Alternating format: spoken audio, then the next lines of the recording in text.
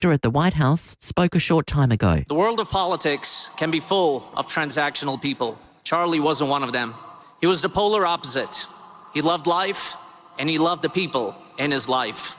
Charlie led with his faith and fought with his heart. Coles and Woolworths have issued an urgent recall for smushed whole food and protein balls. A number of the products have been declared a safety hazard because they may contain metal. Consumers are urged not to eat them but return the product to its point of purchase. Now turning to FiveAA's sport. Call Gliderol now. Order a new door with Operator before the end of September and receive 2 extra handsets. And it's very good morning to Tom Wren. And to you as well, Mel. We're going to start with football. Sturt are the toast of the SANFL after capping off a dominant season to claim the premiership with a 31-point win against Glenelg in yesterday's decider. The Double Blues lost only one game for the season. Angus Anderson awarded the Jack Oatey medal for best on ground. Well, meantime, Brisbane fans and players are hopeful injured star Lachie Neale will be able to run out onto the field for Saturday's grand final against Geelong. Neale has been talking up his recovery, but sports physician Dr. Peter Larkin says he still may be watching from the sidelines. Well, I think he's an outside chance. I wouldn't say he's better than even. Time frame from his calf strain off the back of the very nasty quad strain that he had is much less than you would expect if we weren't talking a grand final. I think it's a very high risk. Meantime, the Crows women are into the top 4 following a 16-point win against Gold Coast. Well, Australia's Nicola Olieslagers is the women's high jump world champion, claiming gold in the final on the last night of competition at the World Athletics Championships in Tokyo. Unforgettable night. I'm really thankful, and I don't know what is in my future, but I know who holds it, so I'm like, let's go. Yeah, great result. Australia's Mackenzie Little took out bronze in the javelin, and there was disappointment for Olympic silver medalist Jess Hull in the 800 metres, coming 8th, but still setting an Australian record of 157.3. And Arsenal and Man City have played out a 1-1 draw in the English Premier League, the Gunners with their equaliser deep in stoppage time. And that's the FiveAA sport. Now the FiveAA forecast, partly cloudy, 18 today, partly cloudy tomorrow, 18, cloudy and 18 on Wednesday, then up to 21 on Thursday. Right now, it's 11 degrees on FiveAA, always Adelaide. He's got his hoodie up and his head down, scrolling through his feed while strolling across the road. He's testing his luck and his new headphones. Then suddenly, he's testing your brakes too. Stop and take time to ensure your car stops in time and the brakes are all you hit. Let Automasters test your brakes before someone else does. Call 1300 Automasters. Is your tech causing chaos? You need Geeks to You. Got a constantly crashing computer, weak Wi-Fi, problematic printer? Our fast and friendly Geeks are available to come to you. No fix, no fee, Geeks guarantee. Geeks to You, part of Officeworks. Here at FiveAA, we're all about supporting local. Here's who you can support around Adelaide. The Excelsior Hotel's $22 schnitzel and pint offer in the front bar every day. The Excelsior Hotel, Coghlan Street, Brompton. Feels like coming home, but better. The St John Christmas Home Lottery helps our St John Ambo save lives. Learn more at stjohnlottery.com.au. FiveAA, supporting local business. Fuel cards, receipts. Why does managing a fleet feel like I'm building flat pack furniture? Without the instructions. Don't ask why, ask Wex. Wex Motor Pass is the one card that works for everything. No fuss, no piles of paperwork, just streamlined fuel management across Australia. Finally, a fix that doesn't need an Allen key. Search Wex Motor Pass. Terms and conditions apply.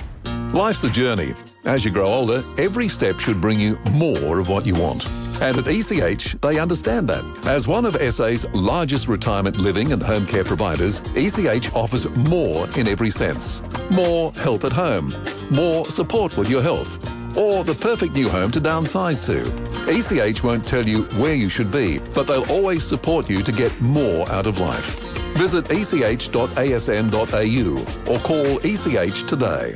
For over 50 years, Gliderol has been manufacturing and installing garage doors for South Australian homes. Spring is almost here, so why not improve the street appeal and value of your most prized possession? Order a new Gliderol door with operator before the end of September and you'll receive 2 extra handsets. Plus, we'll remove your existing door for free. Call Gliderol for a free measure and quote on 1300 799 144 or go to gliderol.com.au. Retail customers only, T's and C's apply. With hoodie up and head down, he's crossing the road, testing his new headphones. And then he's testing your brakes too. Let Automasters test your brakes before someone else does. Call 1300 Automasters. It's game on at Hyundai with offers on new and demonstrator models. Visit your participating Hyundai dealer today. Live from Hindmarsh Square, it's FiveAA Breakfast. David Penberthy and Will Goodings. 6:09. Good morning to you and welcome to Monday on FiveAA Breakfast. It is the 22nd of September. It's AFL Grand Final week, and in a happy twist, our AFL Grand Final tickets are still up for grabs. We'll have another clue coming up for you a little bit later this morning.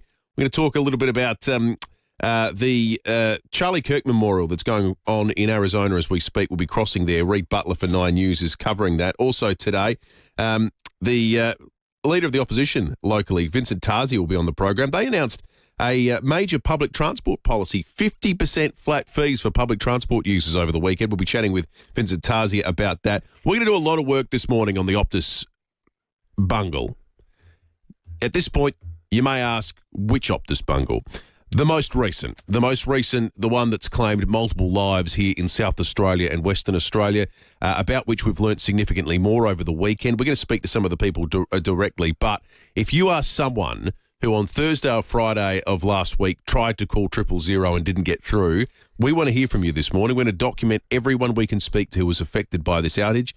This is a disgrace, this story. We're going to be getting into it at length over the course of the morning. 8223 We will be hearing some stories after 7, but if you're affected, big or small, we want you to lend your voice to it. It's 10 after 6. I know what you're all wondering. Fryer. And there's the siren. They are the history makers. Sturt are premiers in 2025 with a near-perfect season. 19 wins from 20 games. The club's 16th premiership will be one of their greatest. Yeah, Tuggers and Paddy did a wonderful job on FiveAA over the weekend, but to the disappointment of many, David Penberthy is here in the FiveAA Breakfast Studio the morning after the Double Blues won a premiership. I received many texts last night, David, about your whereabouts. One incriminating photograph, some concerned listeners. Was I busted at the Aqaba? You were busted. I got a picture of you at the Aqaba. Oh, dear. Was that from Matt Halliwell, perhaps? Yeah, I can't say. I can't reveal my sources. But it looked like there was a very full beer and it was well after 9 o'clock and I thought, all right, best prepare. The good thing, Will, was it was if not my last beer, it was my penultimate beer. I was home by 10:30. I didn't want to do a repeat of 2016. That was a bit more pent up, that win, 2016, because that was a long time coming. Long time in the coming, first since 2002. But no, a more sensible night. I'll tell you what, not for a lot of people who were there. I would not be at all surprised if there are people who were at the Aqaba last night who have not yet gone to bed, and most of them the players, and deservedly so. What a season! I mean, one loss by just 2 points in the entire year. Yeah. That is next level, and congratulations to the Double Blues. They deserve it. The Bays were stoic. They had a bit of a mini comeback in the third quarter there, but Sturt stuffed them out quick smart. 31 points in the end doesn't tell the whole story. I can't imagine. Well, it was a pretty comfortable. The last 10 minutes of the game, they're barely paying any attention. It wasn't a high-stress grand final as a Sturt fan, was it? No. And, you know, football does terrible things to your blood pressure, your mind. It was actually kind of relaxing sitting there thinking. And it was just lovely being there with my family, and because, you know, we've been Sturt tragics from way back. But, yeah, it was nice to actually watch a game that you didn't feel like you were teetering on the brink of a nervous breakdown. But, you know, bad luck to the Bays. It must have been a frustrating day for them. Probably as a neutral, one of the least interesting grand finals. But as a Sturt fan, who cares? Now, a question about laundry. The Rick Davies T-shirt you've got on, you wore it on Friday. I presume you wore it all day yesterday. Has it come off at any point in the last 4 days? Okay, right. I've been wearing other T-shirts as well. Okay, as well. Just thought I'd double check. Yeah.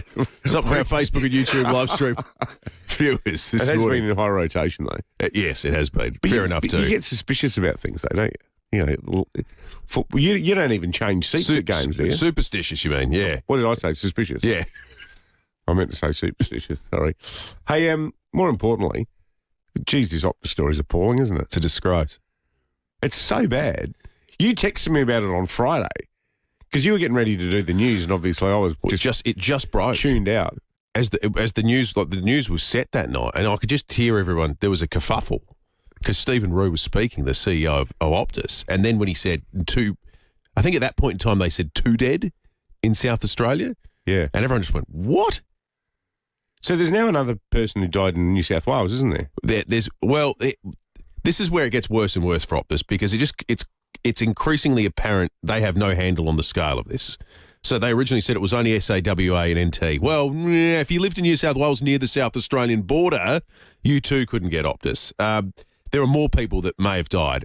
One of those turned out not to be a case, the young child here in South Australia. Police have said, well, that probably wasn't in relation to this in the end. But the coroner's still looking at it, though, The coroner's looking at it. Then there's the how long this was going for. Was it a couple of hours or was it 12 hours? Yeah. They had to clarify. They said it was 2 hours. That's right. right. They said it was 10, at least 10. Yep. So this company is just... I can't think of a modern equivalent in the corporate world. Like usually when I'm thinking oil spill level disasters. Yeah. It's just about... But the problem is, this isn't their first oil spill. Well, this is that's literally what I was going to say. There's 3 of these in recent memory. You've got the last time 000 didn't work, and they paid a $12 million fine, and you've got the massive data breach. Yeah. But the people... The thing too is, it's the two issues at play here. The fact that it's happened again... But the way it's been handled since, I got to say, it pains me a bit talking about this because I reckon Stephen Rue is one of the nicest blokes I've ever known because I worked with him really closely. He was our chief financial officer at News. So this is one of the joys of editing a paper. Every January, you go to Sydney in front of Rupert Murdoch and Lachlan Murdoch, and you sing for your supper. You talk about what your projected circulation is for the year, what ideas you've got for new inserts or campaigns.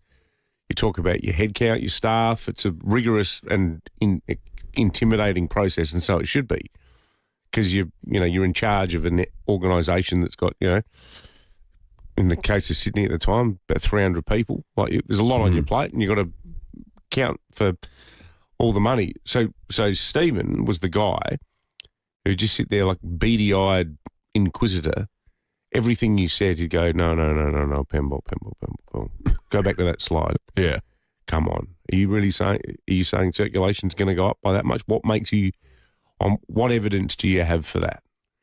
And he'd just pick you apart in the most, not brutal fashion, but methodical fashion. You couldn't get anything past him. He had a phenomenal eye for detail. And on top of that, just a really good person. So I don't know if this organisation, because he's only been there for a year. Well, less than. I'm not trying to create excuses for him because I think there is a hell of a lot of explaining to be due about what happened between Thursday and that press conference on Friday. Well, this is it. His responsibility perhaps extends. Well, at the very least, it extends as far as the communication strategy and his involvement in that. But as to the inner workings of a company that now seems irretrievably stuffed. Kelly Bayer Rosemarin was sacked at the end of last year. Stephen Rue got the job in November. It's September. Yeah, it's amazing, isn't it?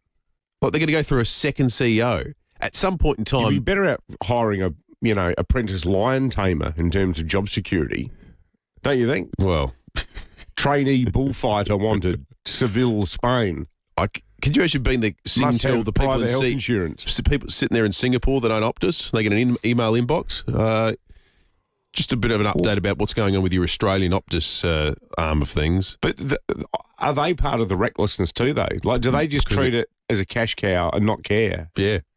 Well, it's not like it's not a cash cow. This thing's is dead in the water now. So we're going to talk about lots about that over the course of the morning. Our primary interest. It's dead as a company, isn't it? It feels like it, but I don't even know what that looks like because it's so big. Does it look like Telstra hoovering everything up? Maybe it gets broken up and who knows. This morning, though, our concern very much so is about the people that were affected, families that were affected. 100%. And people who were trying to call 000 on the end of last week and couldn't get through. If that was you, call into the show this morning. We'd love to hear your story. Get saving now with City Discount Tyres. We're offering great deals on the world's top brands in tyres, wheels, suspension and parts. Suitable for four-wheel drives, SUVs and passenger cars, including Falcon, Michelin, Pirelli, Kumho, Hankook and many more. Finance options available. Search citydiscounttyres.com.au and locate your nearest dealer today. City Discount Tyres. We're driven by value. When it comes to retirement, make your choice Living Choice Australia. Join us on Wednesday the 24th of September at Living Choice Flagstaff Hill for information, tours and a keynote speech from former media professional Marcus Pearce. Marcus will share powerful insights on longevity, purpose and thriving in retirement while giving a vibrant new outlook on retirement living. Whether you're planning or exploring retirement living, join us on Wednesday the 24th of September at 10:30am. RSVP at livingchoice.com.au. You don't just do a good barbie, you're the tong master. You're not just flipping snags, you've earned the title Backyard Hospitality Director. So you deserve the very best outdoor kitchen from Adelaide Outdoor Kitchens. Choose from the best appliances at a bar fridge or a pizza oven, or stun your guests with one of their custom-made concrete bench tops. They do indoor concrete bench tops too. These handmade bench tops can really update any kitchen space. Custom made for you, every piece unique, especially for you. Call for a consultation and quote today or visit the Seaford Meadows showroom on Farrow Circuit. The best backyard hospitality directors choose Adelaide Outdoor Kitchens. Go to adelaideoutdoorkitchens.com.au. At Edwardstown Mazda, we've got something no one else in Australia has. We have Advantage Plus. That means 5 years factory warranty, an extra 5 years mechanical protection, 10 years roadside assistance, even a guaranteed future trade-in price no matter how you pay. All on top of reduced showroom exclusive pricing. No wonder they're the most reviewed and highest rated dealership in Adelaide. It's gotta be Advantage Plus. Only at Edwardstown Mazda. FiveAA Breakfast is streaming live right now. To watch, simply head to FiveAA on Facebook or YouTube. It's game on at Hyundai with offers on new and demonstrator models. Visit your participating Hyundai dealer today. David Penberthy and Will Goodings. 5AA Breakfast.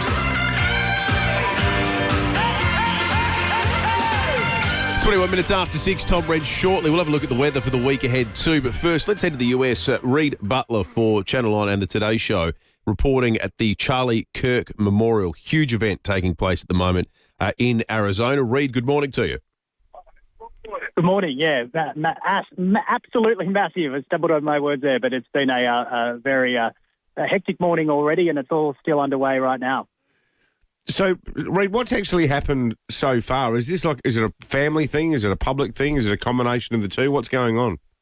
Yeah, a combination of both. So far, I was briefly in there, and I've been ducking in and out, and listening on my phone. But so far, it's been very much like I would describe it like a sermon in many ways. It's been a religious call to arms. Charlie Kirk was incredibly religious. He had very traditional conservative views. That is what enamored him to so many, particularly in the conservative movement. And you've had people praying on stage and singing, and then also referencing Kirk as a martyr, using that kind of language.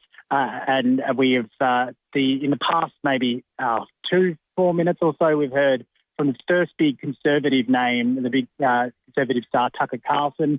He's addressed the crowd here and spoken about Charlie and came after the left, as he's been doing, and as many people in the conservative movement have been doing in the wake of Charlie Kirk's assassination. It is an absolutely packed stadium, and I think there's about 4 million people streaming the live stream around the world as well. So there are a lot of eyeballs on this, about 100,000 people in person, and then millions streaming online too. outside where I am right now, it's a little bit more chaotic. It's very kind of show busy and smooth inside, but outside you've got some protesters with signs saying that they're against fascism. You've got the MAGA people going up to those protesters and having quite loud arguments and filming each other, and there's Secret Service everywhere and police, and it certainly feels a little bit chaotic outside the stadium, that's for sure. What a country. Whatever you think of the bloke, who pickets somebody's funeral with a placard? Yeah. Those people are disgusting, left-wing idiots. Makes you sick, doesn't it? What a place to live. Good on you, Reid. Thanks for that. Reid Butler there for Channel 9. Yeah, class deserts the political extremes. It's just that country. It's not like it's going to hell in a handbasket. It's already there. Here's Michael McCoy, the CEO of Turning Point, which is the organisation that Charlie Kirk founded to advance conservative values. 11 days ago, my friend was martyred for using his voice to engage in peaceful dialogue. Charlie's assassin thought that he could steal and silence his voice by putting a bullet in his neck. In the words of Soren Kierkegaard, the tyrant dies and his rule is over. The martyr dies and his rule has just begun. So that's going to be a big story you're going to hear lots about over the course of the day here in Australia, because it's all unfolding as we speak, and there are the biggest names in the US government are speaking at this event and continue to do so in the background. 10.9 degrees outside in the city at the moment, heading for a top of 18 today. As far as the week goes, it's pretty dry. So 18 tomorrow as well, partly cloudy. Wednesday will get to a top of 18. Thursday's really nice, 21, maybe a mill of rain around the place. Friday, 22, the expected top. Saturday 18, Sunday 19. So it's a really stable, somewhere between 18 and 21, 22 degree sort of weather pattern, and not a lot of rain to speak of. Lots of text to speak of on the Police Home Care text line. Yes. Lots on the Optus outage. Lots on Optus. First, though, what about Stacey? She sent through it's a veritable photo essay of her day at the SANFL Grand Final. Poor old Stacey. She's a Tigers fan. Well, she said she was barracking for Sturt. What's she got a Glenelg beanie She on? says, I was wearing the Glenelg baby beanie as I love the two pom-poms on top and they kept my head warm. Oh, fair enough. So there you go. Quite a few people talking about the Optus scandal in the context of the promises that the state government made to fix the ambulance ramping system, saying that they've got to be careful not to lay it on with too big a trowel. A lot of footy-related text, though. Mark in Para Hills, well done, Sturt. Best all year, best on the day, far too good overall. Go the Eagles next year. Thanks for that, Mark. Quentin says, yes, I got another flag with my double blues. My wife, on the other hand, being a Tiger fan, life is half good. And great one here from Rob. Guys, with this competition you're doing, can you let everyone know that when they go to the grand final this Saturday in Melbourne, they have to take their own food, as there'll be no pies at the MCG. We'll talk about that with Tom Wren in just a moment. Couple of quick news headlines. More than 27,000 walkers and runners ran through what were pretty wet conditions yesterday in the City to Bay Fun Run. Adam Goddard, a 22-year-old, won his maiden in the 12K, leading a South Australian 1-2 finish ahead of Isaac Hayne. Two-time Olympian Izzy Bat Doyle won it last year, took out first place in the women's marathon. More than 100,000 South Australians have already entered the ballot for the Coast is Calling voucher program. That closes tonight, by the way, so if you want to get in and get a nice cheap holiday in South Australia, you've got to get in by tonight. And that gives South Australian residents 18 and over the chance to win vouchers for accommodation and experiences. We're also wondering whether we might hear from the Prime Minister over in New York this morning, because he's there for the UN General Assembly. The expectation is maybe a meeting with Donald Trump may or may not occur. What has occurred, though, is the recognition of Palestinian statehood. And as soon as the Prime Minister makes some public remarks regarding that, he joined the whole heap of other countries to make that announcement. We will be hearing from the Prime Minister on FiveAA Breakfast. Tom Wren has wandered into the studio, so let's talk about footy. Rennie, good morning to you. Morning, boys. Winners and losers, we'll get into the football, and we'll start with Pembo's proud double blues, 16th premiership. They were the dominant team all year, and not always is it the case where the best team for the year wins the premiership, but it happened this year, and they deserved it. One loss for the year. That was in the final round of the season. Marty Matner made some very hard calls, which we spoke about last week, but they were brilliant. They were full value for the flag, so you should be wearing that scarf with pride as you are, Pembo. Yeah, it was great. It was a great, great year. And credit to Marty Matner.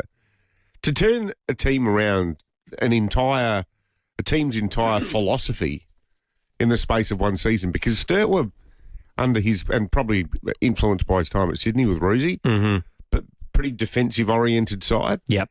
Last year they went out in straight sets, which is a heartening message for Crows fans. Yeah. So they were great all year last year. They got jumped by Centrals, and then they just totally lost their mojo, trundled out in straight sets, and it was like, we're going to become more attacking. And in the space of, like, from the final game they played last year to round one this year, they've been kicking 100-plus points every game. Yeah. They've been murdering sides. They've been brilliant. They've been so good, and it was a great win. And look, the Bay's obviously a loser, but what an effort to make 3, grand finals in a row. They were going for 3 wins in a row, not to be, but still a great season. Yeah. And Darren Reeves has done a brilliant job with the Bays, but well done to Sturt. They deserve all the plaudits. Other winners and losers, speaking of straight sets, the Canberra Raiders, I think it's the first time ever we've had the minor premier of the NRL, Canberra, and the Crows, AFL, go out in the same season in straight sets. They got done on the weekend, so the Crows aren't the only side that have finished top and gone out, and they were much like the Crows out of the finals last season. They'd cooked all their tickets last week, unfortunately, the Raiders. Other losers, Piastri, last night, out on the first lap. I thought 8:30 Grand Prix, I'll flick it on, fantastic.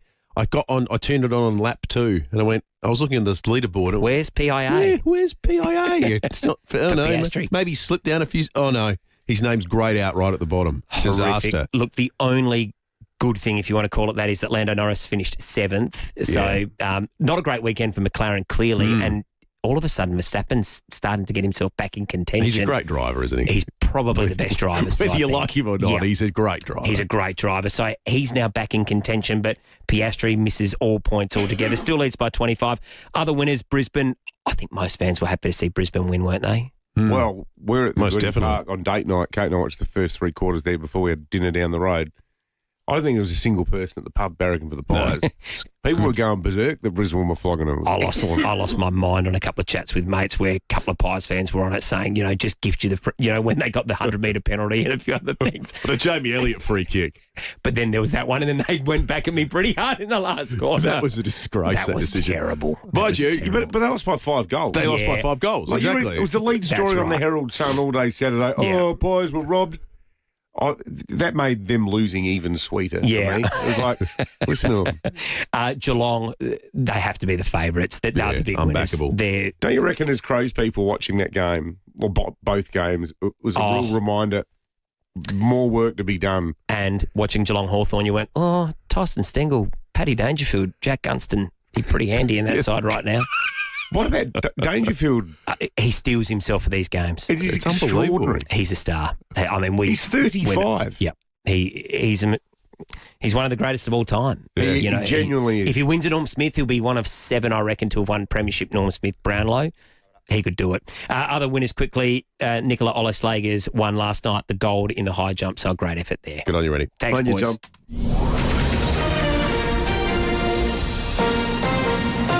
This is FiveAA News. Always Adelaide. Partly cloudy and 18 today with the 6:30 news. Good morning, I'm Mel Usher. Treat dizziness, vertigo and motion sensitivity with vestibular physiotherapy. Visit neurophysio.com.au, part of Physio Extra Group. Investigations into the Optus FiveAA outage continue. SAPOL is working to determine the impact on the death of a 68-year-old woman from Queenstown. It appears unlikely the outage contributed to the death of an 8-week-old boy at Gawler West. The Optus chief executive has confirmed at least 5 customers tried to warn about the outage. Call centre operators did not escalate the concerns because they didn't see any red flags in the system. Stephen Roux says an investigation will get to the bottom of what happened. I am absolutely determined to ensure that what occurred, we get an independent review of that, we get recommendations of what we do, and I am determined that we will implement those. Slain political activist Charlie Kirk has been compared to John F. Kennedy and Martin Luther King Jr. at today's memorial service. It's taking place in a stadium in Arizona with the US president present. Donald Trump will later speak. Commentator Tucker Carlson spoke a short time ago. Charlie was a political person who was deeply interested in coalition building and in getting the right people in office because he knew vast improvements are possible politically. But he also knew that politics is not the final answer. It can't answer the deepest questions. That the only real solution is Jesus. The Prime Minister has dismissed suggestions the decision to recognise a Palestinian state could hurt our relationship with the United States.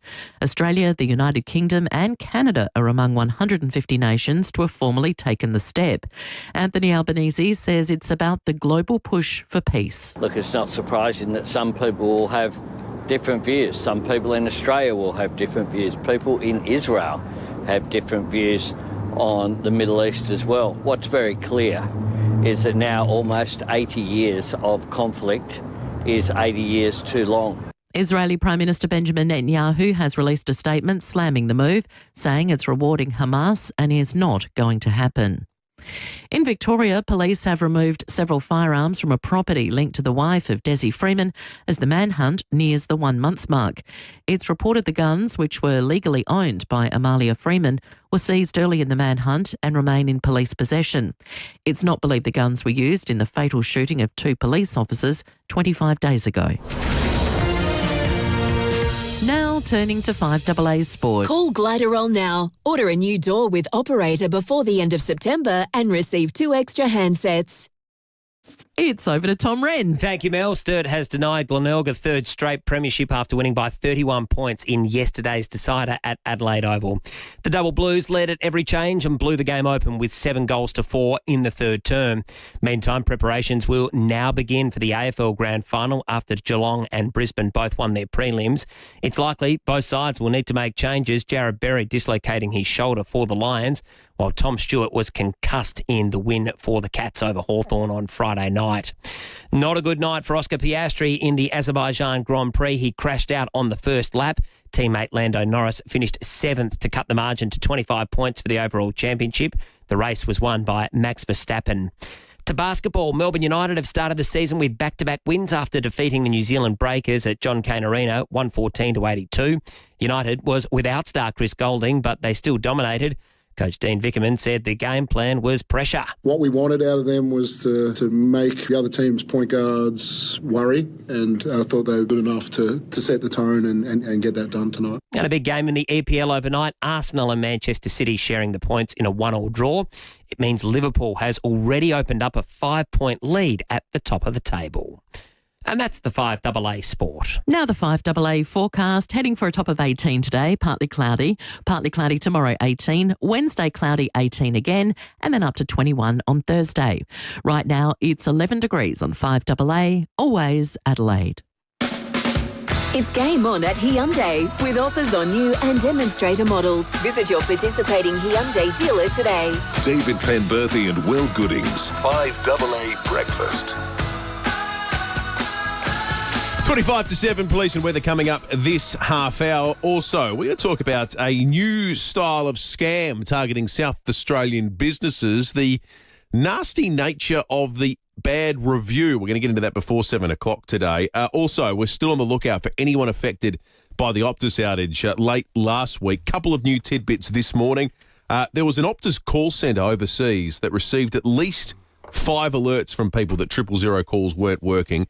But there was no process. There was no process to escalate that or act upon it from those overseas call centres. That's new this morning. And also 5 people, the 5 people that contacted it ultimately got no immediate resolution or told what was going on. We're going to have more on that as it develops over the course of the day. There is no better story to be told, though, than that by you, our listeners, that may have made the call late last week but simply couldn't get through. If that is you, give us a buzz. There's plenty of people that are already going to chat with us, and we're going to get back into that after 7 o'clock today. 7 o'clock will be about the time that maybe Sam Conforti goes to bed. I'm not sure. He's joining us now on FiveAA Breakfast, having spent the evening celebrating. Sam, congratulations to you, mate. Thanks, boys. Appreciate it. Hey, Sam, what a day, what a year, what a season. Just everything went right. One loss by just 2 points a few weeks ago, but that all got erased yesterday. Tell us a bit about your story, though, mate. A couple of years ago, you were still in Victoria, knocking on the door of the firsts for Essendon, playing, in front of small crowds. Yesterday, 35,000 people at the Adelaide Oval. Were you glad you came to Adelaide? Yeah, absolutely. 2 years ago, playing like down at Essendon in front of about 600 people was a bit of a change yesterday for me. Haven't seen a crowd like that in my career at all. So I'm pretty glad to be able to win a premiership in front of 35,000. It's pretty crazy. Yeah, totally. And you and Flynn Perez, who was at North Melbourne, you sort of came over as a bit of a Victorian package deal. Has it been a fun adjustment to life here in Adelaide and finding out just how crazy people still are here about the SANFL? Yeah, a little bit. Like, to be honest, I had no idea about how big the footy was over here. And, Flynn was getting recruited pretty heavily and I was sort of just tagging along as a mate. And I'm certainly glad I did because, I've got to experience this, the SANFL footy, which I had, absolutely no idea about. And didn't really understand the gravity that, playing SANFL had for people. So, it's been a great experience so far. And, I'm absolutely loving it. I got to say, Sam, you're making a remarkable amount of sense for someone who's presumably been drinking non-stop for 14 hours. No, we've had plenty of sleep. We just woke up. Right. Set the alarm. Where'd you wake up in a shopping trolley outside the Arkabar Hotel? No, we're just actually in the middle of Unley Oval, about to throw the ball up. So seriously, so did you do the time on a thing of walking back to the ground last night? Yeah, well, we went back to celebrate as you do, and for the boys, we slept in a few training tables, and up and about now. So no, it's been a good night. The boys have had fun, celebrated hard as they should. It's been a long couple of years for the boys, and to top it off with a premiership, it's unbelievable. So we celebrated appropriately. Yeah, well, you deserve to celebrate, and what a remarkable turnaround too from last year, going out in straight sets, and a lot of not criticism, but a lot of discussion around whether was Sturt too defensive? Did they need to get a bit more flamboyant and attack more? Like so many 100+ wins this year, and you're a big part of that too. You've so many goals. You kicked 36, I think, for the year. 2 yesterday. Like, has it been liberating playing in a more attacking way? Yeah, I mean, I think last year, we did have a good season, but obviously it wasn't a great result for us, and we had some areas we had to work on, and scoring was one of them. So we went to work on the off season and had a big focus on that, and it looked like we turned it around, and it just worked out all right. And to hit the scoreboard was nice. It was just a product of how we went as a team. When the team's going well, and in my role, it's much easier when the boys up the field are getting it done. So kicking a few goals was just a hard reward for a lot of hard work up the field. So for it's sure. been a great year. Well, mate, you made the team of the year, and deservedly so. You had a great game yesterday, and congratulations, mate. We're thrilled to have you here in South Australia. We love the SANFL, and back to back next year, go the Double Blues. Good on you, Sam. No, I appreciate your time. Thank you. Cheers, mate. He was terrific. It was fantastic. Really, really good. He made more sense than you in 2016. The other thing is, it's a big week when you win the SANFL Grand Final because you've got the chimney ceremony as well, don't you? At some point in time now. Yeah. Tuesday, thank you, Paddy. Tuesday is when the chimney ceremony happens. And Timmy G says he's had a bit of experience with this. Some blokes try and go all the way through. Some blokes, they manage to recharge the batteries in time for session number 2 at the chimney. So just a lot of damage done to livers this week.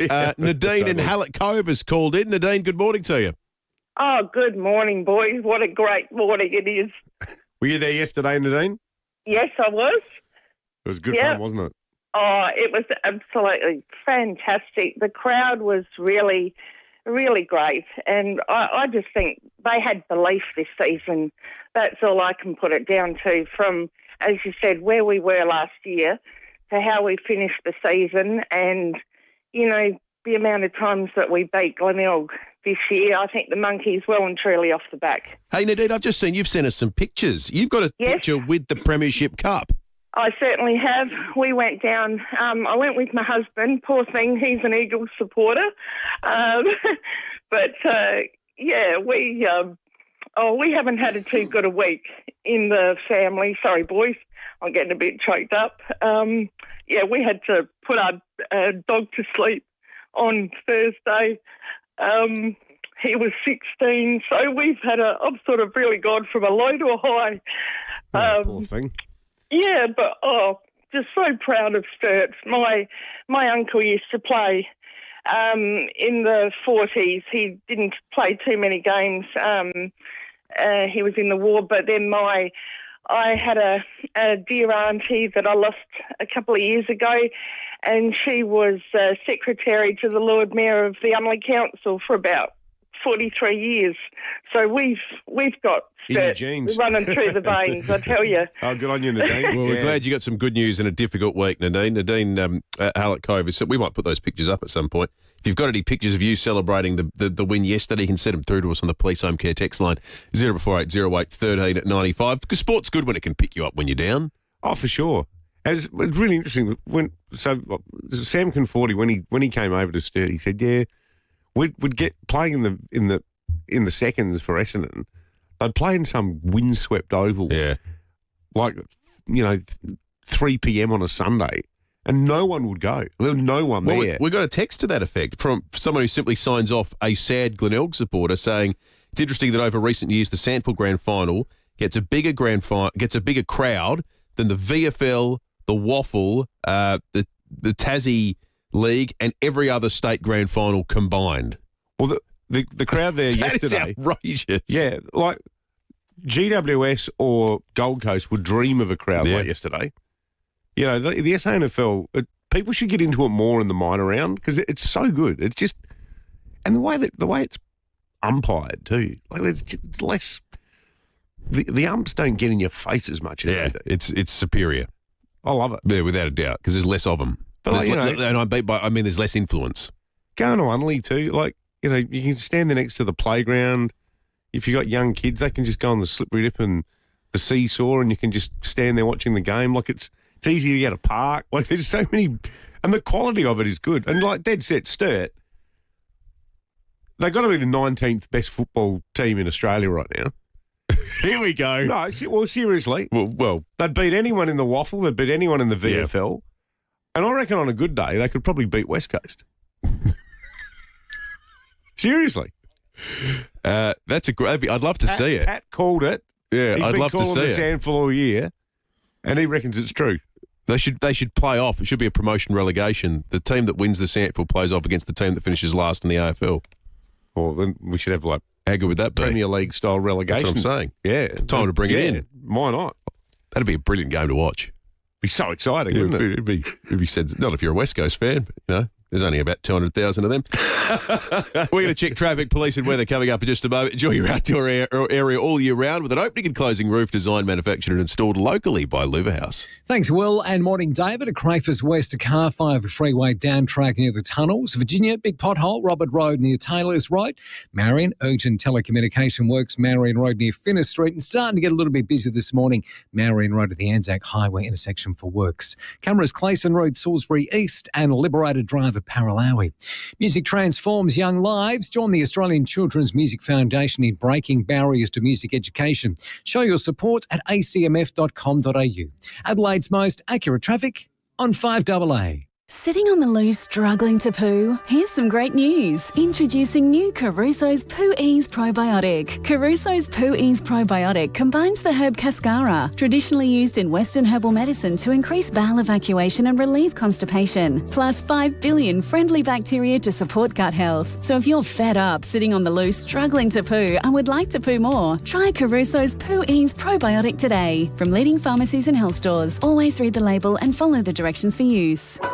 5AA puts a spotlight on great NDIS companies like Local Kitchen Co. I have Sasha Harvey, the owner, with me right now. Welcome, Sasha. Thank you, Leith. So, Sasha, what is Local Kitchen Co? We are a pre-made meal business who believes everyone deserves access to a nourishing, home-style meal made with fresh local produce. And this is where Local Kitchen Co. really excels. Absolutely. We ensure every meal prepared by Local Kitchen Co. is thoughtfully planned by our incredible chefs with fresh local ingredients and served in generous portions. Plus, we have new menus every week, so if you have NDIS funding or a home care package and you like the idea of meals that are always tasty, locally made and delivered without fuss, just search Local Kitchen Co. and we'll look after you. Thank you, Sasha. Sasha Harvey from Local Kitchen Co. NDIS approved and delivering home-style meals right to your door. Keep listening for more great NDIS companies changing lives across SA on 5AA, always Adelaide. Dementia is one of the most diagnosed conditions in older Australians, including around 35,000 here in South Australia. Those numbers are expected to almost double in the next 25 years. ECH is dedicated to supporting people to live well with dementia at home, while also offering day programs that bring connection, activity and much-needed respite. Tomorrow afternoon, ECH representatives will be joining Leith Forest live in the studio for a special 5AA interactive lounge. They'll be sharing how ECH helps families navigate dementia with practical support, tailored services and programs designed to promote independence and well-being. The phone lines will also be open so you can ask your questions confidentially off air. Simply call the Interactive Lounge tomorrow on 8223 0055. And to find out more, visit ech.asn.au. Right now at Formula Honda, drive away in the CR-V Hybrid 24 build from $56,900 or the Honda ZR-V Hybrid 24 build from $51,900. That's a price reduction of $3,000. Plus, get 8 years unlimited kilometre warranty and roadside assist across the entire SUV range. But you'd better hurry. These offers are only available until September 30. T's and C's apply. Test drive at Formula Honda today. Glen Osmond Road, Glen Osmond, or North East Road, Modbury. It's game on at Hyundai with offers on new and demonstrator models. Visit your participating Hyundai dealer today. David Penberthy and Will Goodings, 5AA Breakfast. 11 to 7, well, the Double Blue Army are posting and messaging loud and clear on the police home care text. I tell you what, a lot of access, a lot of people in the rooms, people down on the ground, people with the Premiership Cup, people part of the celebrations afterwards. Keep them coming through, 0480 08 1395. In the meantime, we're going to talk about the weather for the week ahead. Mark Hanalak at the Bureau joins us. Mark, this looks fairly stable compared to where we've been in the last week or two. Oh, you've absolutely nailed it. A very stable week ahead, really, with a high-pressure system sort of just hovering over South Australia all week. Partly cloudy today, top of 18 degrees. Currently in the city, it's 11.4. Through the week, temperatures might just start to rise very slowly as that high-pressure system drifts across. 18 degrees again for tomorrow and Wednesday, remaining mostly fine. Thursday, we jump up to 21 degrees, partly cloudy. 22 on Friday and mostly sunny. So a fairly stable week ahead, as you say. Today, heading for a top of 18. Currently in the city, it's 11.4 degrees. Good stuff, Mark. Thanks for that. Mark Hanalak there from the Weather Bureau. All right, let's head to Safe Pulse. Senior Constable Peter Williams joins us. Peter, a fire at Rosewater this morning. Yeah, good morning, guys. Just after 4:30 this morning, police and MFS crews sprang into action, responding to reports of a fire at a block of retail shops on Grand Junction Road at Rosewater. Thanks to the swift arrival and teamwork of the firefighters, the blaze was brought under control before it could spread and cause any further damage.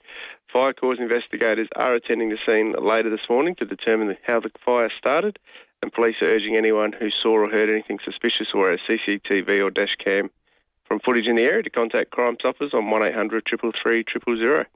Pete, also a drink driver's been caught in Elizabeth.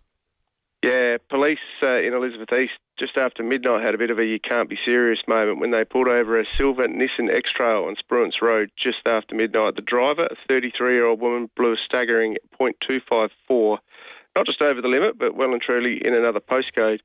To top it off, she was a probationary driver and supposed to have an alcohol interlock system installed. So instead of following the rules, she took the detour and went straight to trouble instead.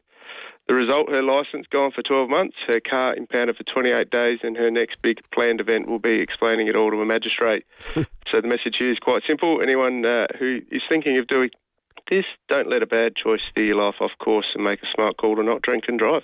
Why did she have an overlock thing in her car, Pete? Has she been caught before? Or well, obviously, some people, when they have been caught previously, will have conditions depending on the range of the level that they blew at the time previously, and so they would have some conditions that could be imposed. So I'm assuming that is one of the reasons this woman was subject to that. So she might have been on a P's for prior mishaps behind the wheel. I would imagine so, yeah. Yeah, right. 33 years of age. She's either had prior mishaps or she's a late bloomer. Yeah, right. Crikey. Hey, Peter, did I demote you accidentally before, Sarge? Happy to be demoted. I'll be probationary constable by the end of next week. I'm ready to be back at the academy. I'm not sure we fixed the recruiting problem by rehiring sergeants, but anyway, we'll give it a crack. Yeah, you could do double shifts. You could do one as a sergeant, one as a one as a senior constable. Hey, I'll be in your studio in a couple of weeks doing the commissioner segment the way I'm going. That's right. Good on you, Peter. Thank you, mate. That's Sergeant Peter Williams from SAPOL. This story blew me away over the weekend. ISPS Innovations, a business based here in Lonsdale in Adelaide, were the subject of an extortion attempt by a group of people who did a thing called review bombing. Teresa Ferretti is the owner of ISPS Innovations and joins us on 5AA Breakfast now. Teresa, good morning to you. Good morning. Tell this story from your perspective. So, like most people are familiar with the idea that businesses can get reviews online. What did you see happening to your reviews, and what kind of contact was made to you from the people making them?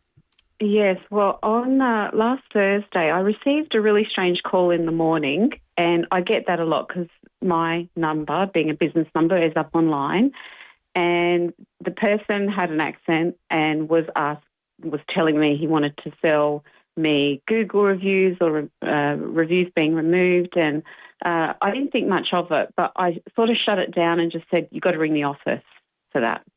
And he said, put me to the owner. And I said, look, I can't help you. I'm just a person that's taking calls. I'm a consultant. He hung up, but before he hung up, he says, I show you. I thought, okay. And I said to my husband, I didn't like that call. So I'm really careful what I say because, you get silly people doing that. That said, a few hours later, I start getting all these one-star reviews with all these different things saying they bought tiles from us. We don't even sell tiles. We had a vanity made. The refund process was horrible. So all these one-star reviews happening. And the last one, the last review said, put me in contact with the owner, that his details were in the profile picture. And I couldn't understand what he meant because obviously it's the broken English. So my husband said, I think his details are in that picture. So we screenshot it, blew it up, and lo and behold, there's a phone number and an email address, which is a Gmail account. So I tried calling that number from my phone, and there was, it's obviously gone overseas saying that the phone is switched down. It wasn't on, so it was in one language and then went into English. Then I thought, I'm going to try calling from WhatsApp. So when I called from WhatsApp, I questioned him, and he was saying for me to give him money and he'll remove the reviews. And I got upset, and I just, I lost my temper. I said, I'm not doing that, and hung up the phone, walked inside, and my husband said, why? You should have waited for me. I said, no, my number's everywhere. He knows who I am. He doesn't know who you are. You call him. And that's when I've recorded Daniel speaking with him on the phone. And Daniel was quite calm, which was good. And he was basically just telling us, he'll remove them or replace them with a 5-star review if we pay him money. And Daniel said, I can't do that. Well, you guys would have seen the video. But since then, he just keeps calling our phones, wanting money. So what he's done is he's removed all the reviews and reinstated them again on Sunday to show his his flexibility. Yeah, I've just looked. I can't see them up at the moment. No, that's the thing. This morning I've gone to check again. There's only 2 there that are there now. But my response to him, because what he did yesterday was he reinstated about 10 or 11 again. 2 of them, again, Google removed, because Google will send you an email when they've removed them. But the other 10 remained in there. But this morning I've just checked. He's taken all the other ones down but only have left 2. But my response to him basically says, well, Australia knows who you are now, and I've put his mobile number. I've also put his email address in the reply. I've reported it to Google. Google aren't acting quick enough on it. And It's just frustrating, and I just think the government need to intervene and hold a platform here in Australia where small business and larger business as well, but small business are protected from such attacks online. It's, he's doing a yo-yo effect kind of thing. Like, he's not giving, by removing them, he's not allowing Google to investigate if it's a legitimate review or not. And he'll do it again. He'll put them back up again, because yesterday all day he kept ringing my husband's phone, and Daniel just switched off his phone. So he's just switched it off. From what I've read, Teresa, it sounds like it's the exact same business model that a lot of these offshore crime syndicates, particularly in Nigeria, they use this for their sextortion stuff, where they trick young boys into thinking they're talking to attractive women online, and then you get a photograph, and then you say, all right, we're going to put this up everywhere unless you pay us a ransom sort of payment. And yeah, it's horrible what's going on. It's just horrible. When you get the calls, does it sound like they're calling from like a call centre to you? No. This person, I could hear some children in the background, like he was walking out of a place or something, because he was walking and sort of puffing to remove himself away from noise. Yeah, okay. So when he was doing that, that's basically what he was doing. We had, because Daniel rang from his phone the second time after me, what's happened is when he hung up the phone on Daniel to remove comments, he couldn't work out what company we were. So he kept ringing us back to say, which company are you? And because we didn't tell him, he removed all the negative Google reviews that he did on the day, because I actually checked. I'm tech savvy. Like, I'll sort of get in there and just check and everything before I... So he didn't know which business he was potentially trying to extort. Correct. He lost track. Teresa, this is an unbelievable story. And you can't overstate the importance of these online reviews to these businesses, because for a lot of people, and I think we've all done it, you Google and you want someone who does, a splashback for your kitchen, and you look up ISPS. Well, I can tell you they got 4.9 stars. You go, well, that's a great business. You read some of the reviews. They're all terrific. I've seen the ones you've responded to. It's a really troubling business model that these people have come up with. It's targeting small businesses, quite deliberately, because the perception is that, you're sort of powerless to prevent it. Well, I think we all echo the call from Teresa there, that it'd be nice if there was something more that could be done. And frankly, it's as much of a call to Google to crack down on this kind of crap as it is the federal government. Teresa, thank you. Teresa Ferretti, the owner of ISPS Innovations. They look like a terrific company, by the way. Kitchen and bathroom renos. They do all sorts of stuff. Are you swayed by reviews? Do you read them? Yeah, absolutely. Yeah, I'll read reviews. Unless it's if it's an area I'm not familiar with. Like if I was moving into a new city and I wanted to get a kitchen, I'd click on and say, what are people saying about this? Yeah. I sort of wonder whether sometimes they're written by people that axe to grind. Completely. I've seen businesses that I know that are good, and I've seen their reviews and go, get out of here. Yeah. Well, you've got to balance it. It's going to the likelihood is people with complaints are the most likely to review, but you can sort of weed out weirdos and stuff. Unfortunately, these ones are professional idiots. 7 o'clock, 5AA news time. Optus hack. Not Optus hack. I'm losing track of my Optus disasters. Optus 000 outage is what we're going to be talking about next. If you're affected, give us a call. Some of these stories are going to blow your mind after 7. 5AA Breakfast is streaming live right now. To watch, simply head to 5AA on Facebook or YouTube. Up-to-the-minute news for South Australia.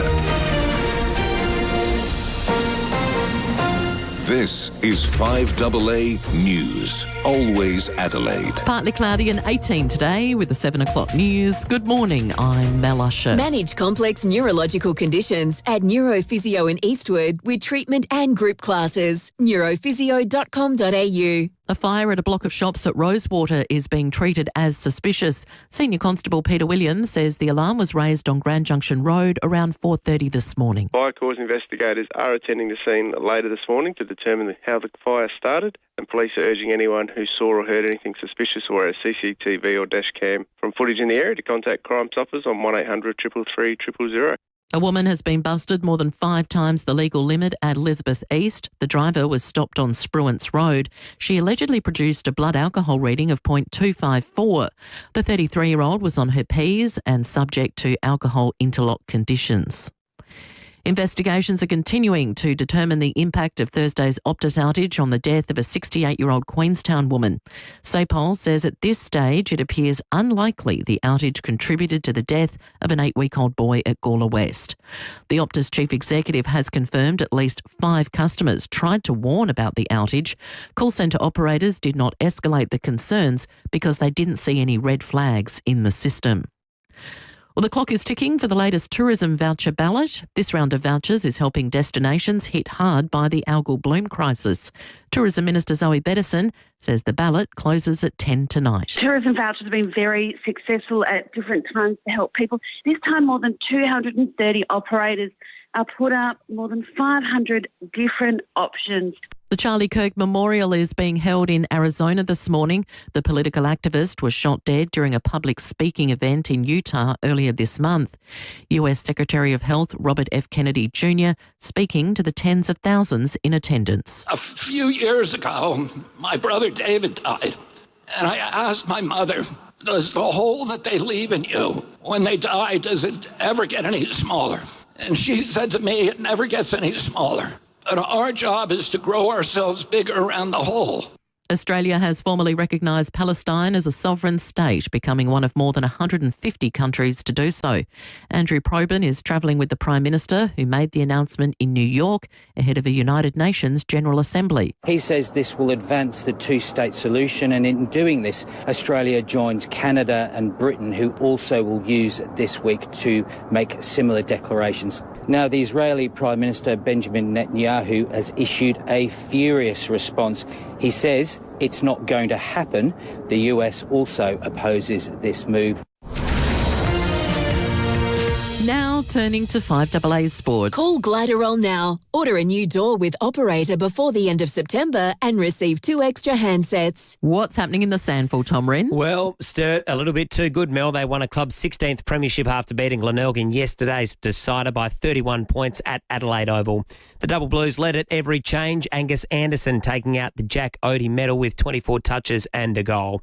Meantime, all these eyes are set to be on Brisbane star Lachie Neale this week to see whether he can overcome his calf complaint in time to play in the grand final against Geelong. The Cats will hold an open training session today to prepare for Saturday's match. To motorsport now, Max Verstappen has won the Azerbaijan Grand Prix. World Championship leader Oscar Piastri crashed out on lap 1. Yeah, certainly not my finest moment. Just anticipated the start.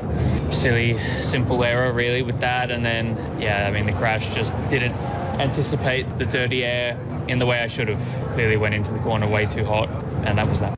The race was won by Max Verstappen, while Lando Norris was 7th. To athletics, Nicola Ollis-Lagers has overcome 2 rain delays to win high jump gold for Australia at the World Athletics Championships in Tokyo. There were a stack of draws in the English Premier League overnight. Arsenal and Manchester City 1-1. Sunderland and Aston Villa also playing out a 1-1 draw, while Bournemouth and Newcastle also shared the points in a 0-0 draw.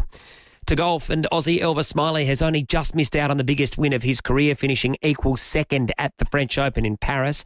He fired a stunning final 6-under round of 65 to finish 1 shot behind American Michael Kim, while American Brooks Koepka was a shot further back. He was 4th, and Minwoo Lee finished tied for 5th. And that's the 5AA Sport. Now checking 5AA traffic. Morning there at Crayfus West, a car fire, the freeway down track near the tunnels. Virginia, big pothole there, Robert Road near Taylor's Road. Marion, urgent telecommunication works, Marion Road near Finnis Street. And cameras Clayson Road, Salisbury East, and Grenfell Road at Banksia Park. Fly with Apex world-class award-winning airline Fiji Airways. Adelaide to the US one way from $1,039. Book now at FijiAirways.com or your travel agent. Adelaide's most accurate traffic on 5AA. The 5AA forecast, partly cloudy for your Monday, 18. Partly cloudy tomorrow, 18. Wednesday, still 18 but cloudy. And Thursday, 21. Right now, it's 11 degrees on 5AA. Always Adelaide. Get Get summer ready with TJM. Whether you're hitting the beach or heading off-road, TJM has the latest in four-wheel drive and camping gear to keep your adventure ready. Check out our brand new 270-degree freestanding awning, rooftop tents, camp chairs, fridges and everything else you'll need for the ultimate outdoor setup. Drive with confidence all summer long with TJM's range of ball bars, vehicle protection and premium suspension options, including GVM upgrades. TJM Nailsworth, Ranella and now Mount Gambier. Fuel cards, receipts. Why does managing a fleet feel like I'm building flat pack furniture? Without the instructions. Don't ask why, ask Wex. Wex Motorpass is the one card that works for everything. No fuss, no piles of paperwork. Just streamlined fuel management across Australia. Finally, a fix that doesn't need an Allen key. Search Wex Motorpass. Terms and conditions apply. Your old hot water system can drive as much as 40% of your energy bill. Fortunately, you can upgrade to something that's 70% cheaper to run thanks to Right Price. They're the leaders in heat pumps and installation. Now's the time to upgrade and save money on a more efficient hot water system and take advantage of government incentives and free installation. Reduce your energy costs today with a heat pump from Right Price. Make the switch with Right Price Hot Water. At Right Price, heating and cooling, you can get the price right at Right Price. Setting the agenda for South Australia. This is 5AA, always Adelaide. It's game on at Hyundai with offers on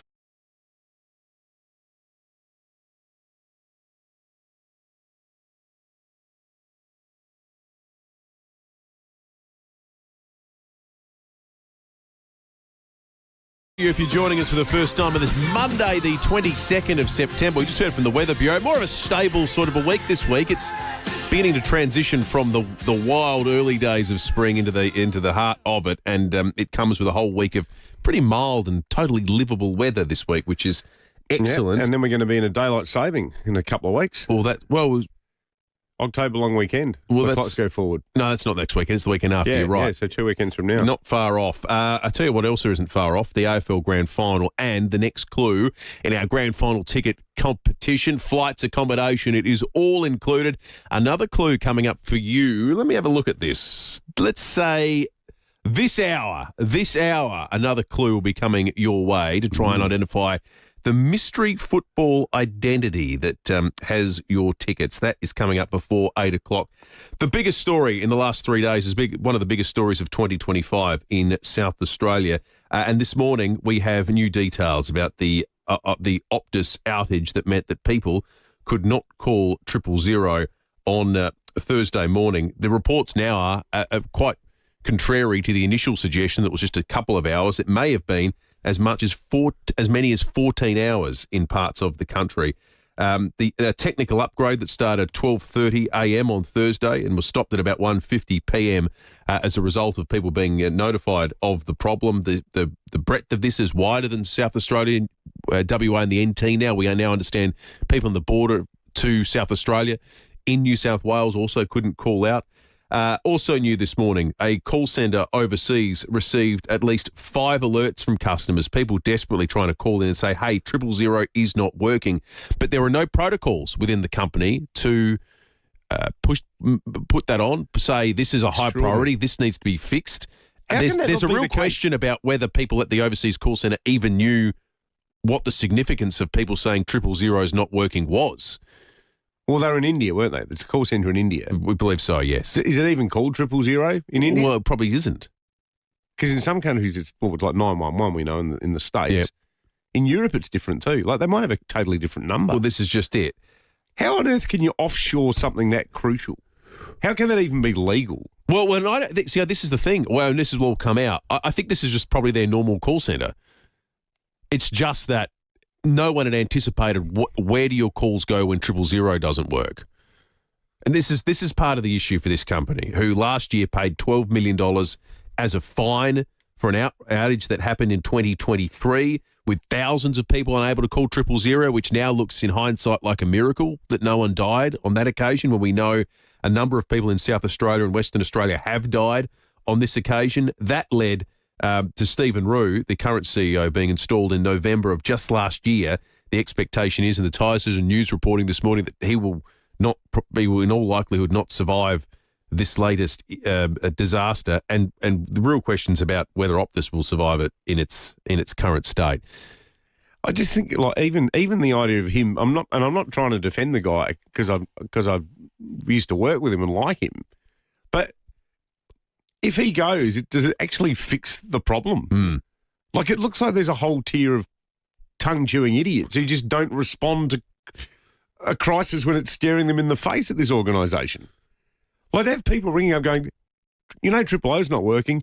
Okay, your call is important to us and has been placed in a queue. Especially when it only happened 18 months ago. Like, you would have thought you paid like a $12 million redemption. fine. It does, doesn't it? You would have thought every single possible policy would have been put in place to make sure this can't happen again. And if it does, we'll know about it straight away. And we'll be able to fix it immediately. Totally. It looks like they didn't care. They haven't given us stuff. And now people have died, and they're going to deal with that. People here in South Australia who tried to call in are on a full spectrum of people. That to those that had people who were in situations where they ultimately did pass away, and others who were just trying to call through to maybe get an ambulance or to get some assistance. Chris Tyndall is an Optus customer who tried to ring 000, and he joins us now. Chris, good morning to you. Good morning. What was your experience last week? Well, I got bad flu symptoms, and it just got worse and worse. So on Thursday, I decided I needed to get to the hospital because I've got also underlying heart conditions as well. And I rang 000. There's no sound whatsoever. So I rang them again. There's no sound. So I used my other phone. Still no sound. Eventually, it started ringing, and I got onto them. But so about 10 minutes, and 10 minutes could be a matter of life and death. Because I have had 2 heart attacks, quadruple bypass and everything. And then I couldn't even get an ambulance. It turned up 2.5 hours later anyway. Oh, Chris. So, Chris, when you say there was no sound, did it even ring? Was there a dial tone or anything? No ringing sound at all. And when you say you rang with the other phone, Chris, is the other phone not an Optus phone? Yeah, both Optus phones. But the second one worked okay in the end, did it? In the end, it worked. What time of day was that, Chris? 12 o'clock in the daytime. And were you on your own at home, Chris, or did you have anyone else there with you? No, my daughter and her partner was there, but they haven't got a car, so I couldn't get to the hospital. God, how stressful, mate. What was it like? You must have been getting pretty worried. It was, because like I said, I've got heart problems. Then I got diagnosed as influenza A, which affects the heart as well. Chris, when you got through and when you ultimately got assistance from SA Health, were they aware that there was any issue with 000? No, I don't think so. I wasn't even aware of it. I thought it was my phone at first. But then I realised it wasn't my phone. It was the whole system gone down. Crikey. Did you have you had one of these so-called welfare calls from Optus, Chris? Have they contacted you to make sure that you're okay? I've heard absolutely nothing from Optus. I did hear from the police the following day. Yeah, right. So they rang you up? Yes. And were they much help? Yeah, they wanted to make sure I got through. Yeah, well, Chris, we are glad to hear that you're on the phone today, mate, because it could have had a very different conclusion, couldn't it? It could have. It definitely could have. Yeah, totally. Good on you, Chris. Chris Tyndall there, an Optus customer who tried to ring FIVEAA. A few people, thanks to the people who've texted in saying apparently the emergency number in India is 112, which is the same. So as 000 would mean nothing to. Who's the lucky person at Optus who does these so-called welfare calls? And how do they play out? And we know, in the case of that poor family in Queenstown, 68-year-old, oh, hi, it's Optus here. We're just doing a few follow-up inquiries to see if anyone do you experience any problems? Had any problems ringing 000 yesterday. Well, as a matter of fact, yeah, we did. And they're dead. Well, how does that phone call play out? And the other thing too, how the hell do you hold a press conference where at the time, on the face of it, because at the time, Optus itself thought that the baby had died after the call didn't go through. Now the facts surrounding that looks like it have changed somewhat, where the family in question had another phone and managed to ring and get through on the other phone that wasn't an Optus phone. Well, you know what? Can we just pause on that for a second? Talk about getting off on a technicality. Well, yeah. You know, like I get for the purpose of the coroner and the grisly business of accounting the deaths, that one you might get off. But, our infant child that happened to die, well, we don't count that one because we did have a phone with another carrier. Yeah, happy days. Oh. Well, I think it's a measure of how badly Optus is going that yesterday that counts as a win. That was a good news story for them. Seriously. But beyond that, how the hell is it? Because I just checked my text. I was at home, and because you texted me about this, I was about to just start cooking dinner and settle in to watch the prelim. And I said, okay, bloody hell, this is bad. I said, I'm just going to go to the study for a bit because I thought, going to have to front up for this one. So I texted the Australian and said, I'm going to find out whatever I can. And there's like half an hour from deadline. So I texted Nick Harmson, who's the Premier's media honcho, head media guy. And Nick wrote back going, this is 5:55 p.m. on Friday. They're just finding out about it. Like they're just finding out that the Optus CEO is telling the world that 2 people have died in South Australia and the South Australian government and SAPOL don't know about it. Like, how do they not do that? What klutzes in middle management does Optus have where no one says, are we actually going to tell the people on the ground who are tasked? Is there anyone else we should tending to the dead and the bereaved?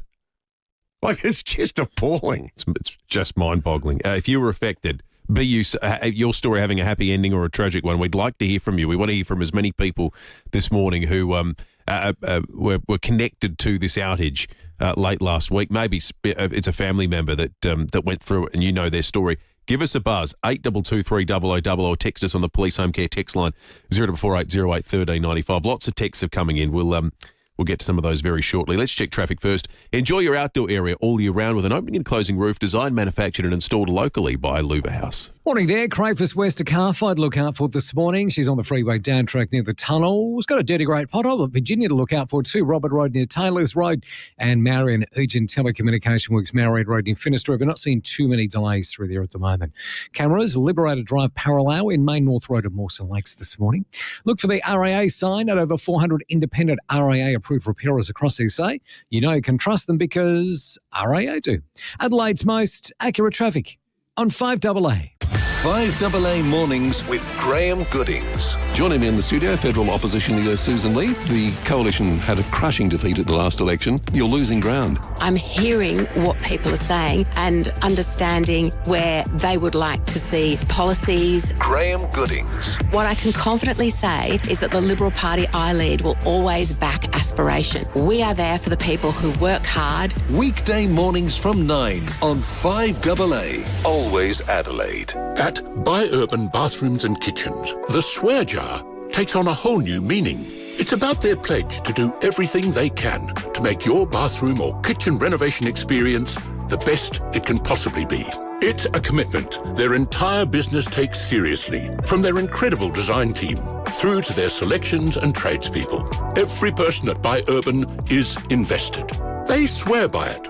Buy Urban Bathrooms and Kitchens, Adelaide's home renovation experts. Tired of rising power bills? What if you could eliminate power bills forever? With NRG Solar, the new cheaper home batteries program gives eligible homes and businesses up to 30% off the cost of a new home battery, saving you thousands. NRG Solar has the know-how to help you claim the rebate and design a system that delivers real long-term value. Own your energy, own your future. Call 1300 858 160, that's 1300 858 160, or visit nrgsolar.com.au now. For those whose pool is the main feature of their yard, Walco offer a special mesh cover to keep debris and leaves out, while making your pool area look stunning all through winter. Join the great cover-up and ask Walco about their stylish new mesh pool covers. Walco.com.au. Now, building a home is exciting. The possibilities are almost endless, but for a seamless and enjoyable building experience, you have to choose the right builder. It'll make all the difference. It's the very reason why so many South Australians trust Rossdale Homes. With over 40 years of experience, the team at Rossdale are your local experts in custom designs, SDA housing, knockdown rebuilds, house and land packages and more. And of course, Rossdale Homes is synonymous for their absolute fixed price contracts. It means there are no hidden costs, just peace of mind. So if you're ready to build with a team that puts you first at every stage of the building process, choose Rossdale Homes, because trust is a must. The most frustrating thing about having your car repaired after a collision can be the wait. Sometimes months. At FIVEAA Panel Services, the wait is one thing you won't have to worry about. We've expanded our workshop and our highly skilled team. It means we're better equipped to deliver an outstanding outcome for you and your car. RAA and MTA approved, FIVEAA Panel Services work with most insurance companies. So ask for FIVEAA Panel Services and get back on the road sooner. Rosanna Mangiarelli here from 7 News. Join me and Will Goodings for Adelaide's leading news hour, 7 News, tonight at 6 o'clock. It's game on at Hyundai with offers on new and demonstrator models. Visit your participating Hyundai dealer today. David Penberthy and Will Goodings, 5AA Breakfast. 23 after 7, mountain of feedback to our interview with Chris, who was feeling flu-like symptoms, had suffered multiple heart attacks in the past, and whose heart rate was starting to get out of control, trying to ring 000 late last week for help and not getting through, not getting a sound, not even getting a dial tone because of the Optus outage. Lots of people on the Police Home Care text line sharing their thoughts. What about this? So, urgent care centre could not ring out for ambulances on Thursday as the phones are managed by Optus. The phone service is provided by Optus. So instead, staff had to use their personal phones to call AAA. The screen when we tried to call out went black. Nothing went through. Optus and the police rang us the next day to see if everything was okay. I'll tell you what, if anyone from that urgent care centre wants to talk, one here, we'd love to speak to you. Do you know that the SA government uses Optus as its network, including SA Health? Well, this is the thing. A lot of services rely on the so-called services provided by Optus. We'll ask the Premier about that later in the program. Yeah, coming up a little bit later. It's 25 after 7. It's time to reflect on a huge weekend of football. David's still got the double blue scarf and the Rick Davies T-shirt on that he hasn't washed. And he's worn every day for 4 days. It's quite excellent being in the studio with him this morning. Lucky you, Will. A couple of big prelim finals as well in the AFL. And of course, we're building up to the grand final this weekend. Ned McHenry has been doing some wonderful work for us, filling in the sports show, and he joins us on the program now. Ned, good morning to you. Good morning, boys. I'm not quite sure how I got the call up for the sports show program, and I'm not sure how I'm continuing to be allowed to be on there and host, but I'm really enjoying it. And a massive weekend of footy, obviously, as you said, too. Well, I tell you what, Brisbane did God's work, didn't they? Getting the Pies out of the finals on Saturday night. And there weren't too many people in South Australia losing any sleep over that, I wouldn't have thought. Oh, I must say, I don't think there's many people in Australia outside of Collingwood supporters who are disappointed. But, look, it was a great game. Both prelims, they probably weren't as close as we all expected, but they certainly had everything that we were hoping for. It was a big weekend for the old guard, wasn't it? And none bigger or older than Dangerfield. What a game he played on Friday night. Oh, I just could not believe watching him play that game. I mean, I'm obviously a little bit younger than you boys and a lot of your listeners, but I can't remember anyone playing a final quite in that style. Like, he was honestly incredible. He was smothering, diving on ground balls. It was just the Dangerfield of old. And I think it's been a good move because they've played him forward a lot through the year, as you guys know, so it's probably allowed him time just to freshen up and keep his body in really good condition heading into the final series. So there's no reason why he can't play more midfield and do some centre bounces in the grand final. He's going to be so hard to stop. I don't want to talk it down, Ned, because we are giving away grand final tickets, so we've got another clue coming up in the next half hour of the show. But are we about to witness a pretty one-sided grand final, do you think, or do Brisbane have a chance? It's interesting, isn't it? I think Geelong will go in favourites, or they are favourites, and that's probably who I think will win. But to say that, I mean, Brisbane are in good form, and they're so well coached too. So Brisbane have been probably the best uncontested team for the whole year. They rank number one in uncontested possession. They seem to dominate that space of the game, but Geelong are really good at that too. So they take the most marks of any team in the competition and a really good turnover team. So when they win that ball back, they're just really, really difficult to stop. Number one in forward 50 tackles too, and for goal efficiency. So once they get the footy inside 50 with Cameron, Close, all these kind of guys, they just score so quickly. It's going to be a really, really good game. Still, when you say one-sided, I'm not sure it's going to be that, but I agree. I think Geelong is going to be too good. And Ned, you played a bit of SANFL yourself. Would you like to see a relegation and promotion system introduced where, He's a Sturt supporter, by the way, Ned, if you're not clear. So what can happen is, maybe have a week's break, but then Saturday week, Sturt play West Coast and the Bays in the Battle of the Tigers play Richmond, and the winners go into the AFL and the losers end up playing in the SANFL. What do you reckon? It'd be good. You are not bad. I know you love your double blues. It was a great grand final. I just think just hold your horses a tiny bit. We don't have to cast our eye back too far to look at your finals record the last couple of years. So just hold your horses. Let's do it on a body of work, not just the first year, okay? Better than the Crows finals record in the SANFL, but I think it's because the umpires aren't ever allowed to give you any frees. Hey, Ned, we've loved listening to you on the Sports Show, mate. Great to chat with you on 5AA Breakfast. Keep up the good work. Thank you for having me, lads. On you, Ned. You're Ned McHenry from the 5AA Sports Show in Camp. I've been doing a terrific job on the footy. Mark in Para Hills has called into the program. On to you, Mark. Good morning. Pleased to meet you guys. How are you, Mark? So you're an Optus customer, Mark. They're not exactly setting the world on fire, are they? No, they're not. I mean, I didn't know about this until I read the paper, the next day. It's just, I've got chronic fatigue, I've got fibromyalgia, I've got bad arthritis. I've got to use ambulances, sometimes once a year or something like that. It's not good enough. Yeah. It's just not good enough. I've got a cousin he's 6 years younger. I'm 60. He got bad MSS. Multiple sclerosis. Sorry, it's just I'm not having a good day myself. I'm sweating and everything. So yeah, it's just people that are sick. They need 000. And they need it. They need it. They need it now. There and then, if that makes any sense. Yeah, exactly. I've been with them since mid-90s, and I am seriously thinking about ticking them off. Go to Telstra, go back local, if that makes any sense, if they still are local. Yeah. Mark, thank you. I reckon a lot of people think that way. I think once upon a time people were going, a disaster of this size will mean it's very unlikely to happen again. But we're here. It's happened again. It makes that even more galling. We did this story 18 months ago. Yeah, well, it's already cost them one CEO. I wonder what she makes of it. Wouldn't she be a great interview? Well, that would be remarkable. Yeah, you get some insight there, I reckon. We're going to take a break. 5AA I'm News. looking at the producers. Yeah. There you go. Patty, aim high. Emily Brand back for her first day again. That'd be good, Em. If we get that one in before 9 o'clock, that'd be terrific. What's her name? Kelly Bayer Rosmarin. Kelly Bayer Rosmarin joins us now. I'll tell you what, who will be joining us after the break? That's Vincent Tarzia. What do you make of the Libs public transport policy, folks? 50-cent fares for public transport. Like it? 8223 0000 or low that you can text us on the Police Hope Get text line 4808 1395. No rap. No, sorry. No rap. It's all public transport next.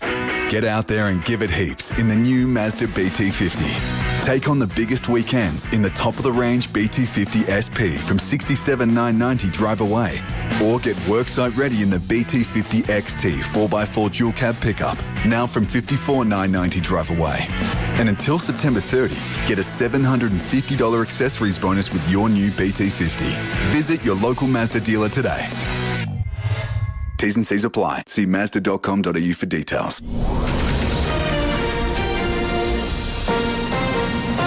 This is 5AA News. Always Adelaide. Partly cloudy and 18 today with the 7:30 news. Good morning, I'm Mel Usher. Treat dizziness, vertigo and motion sensitivity with vestibular physiotherapy. Visit neurophysio.com.au, part of Physio Extra Group. Investigations into the Optus FiveAA outage continue. SAPOL is working to determine the impact on the death of a 68-year-old woman from Queenstown. It appears unlikely the outage contributed to the death of a baby at Gawler West.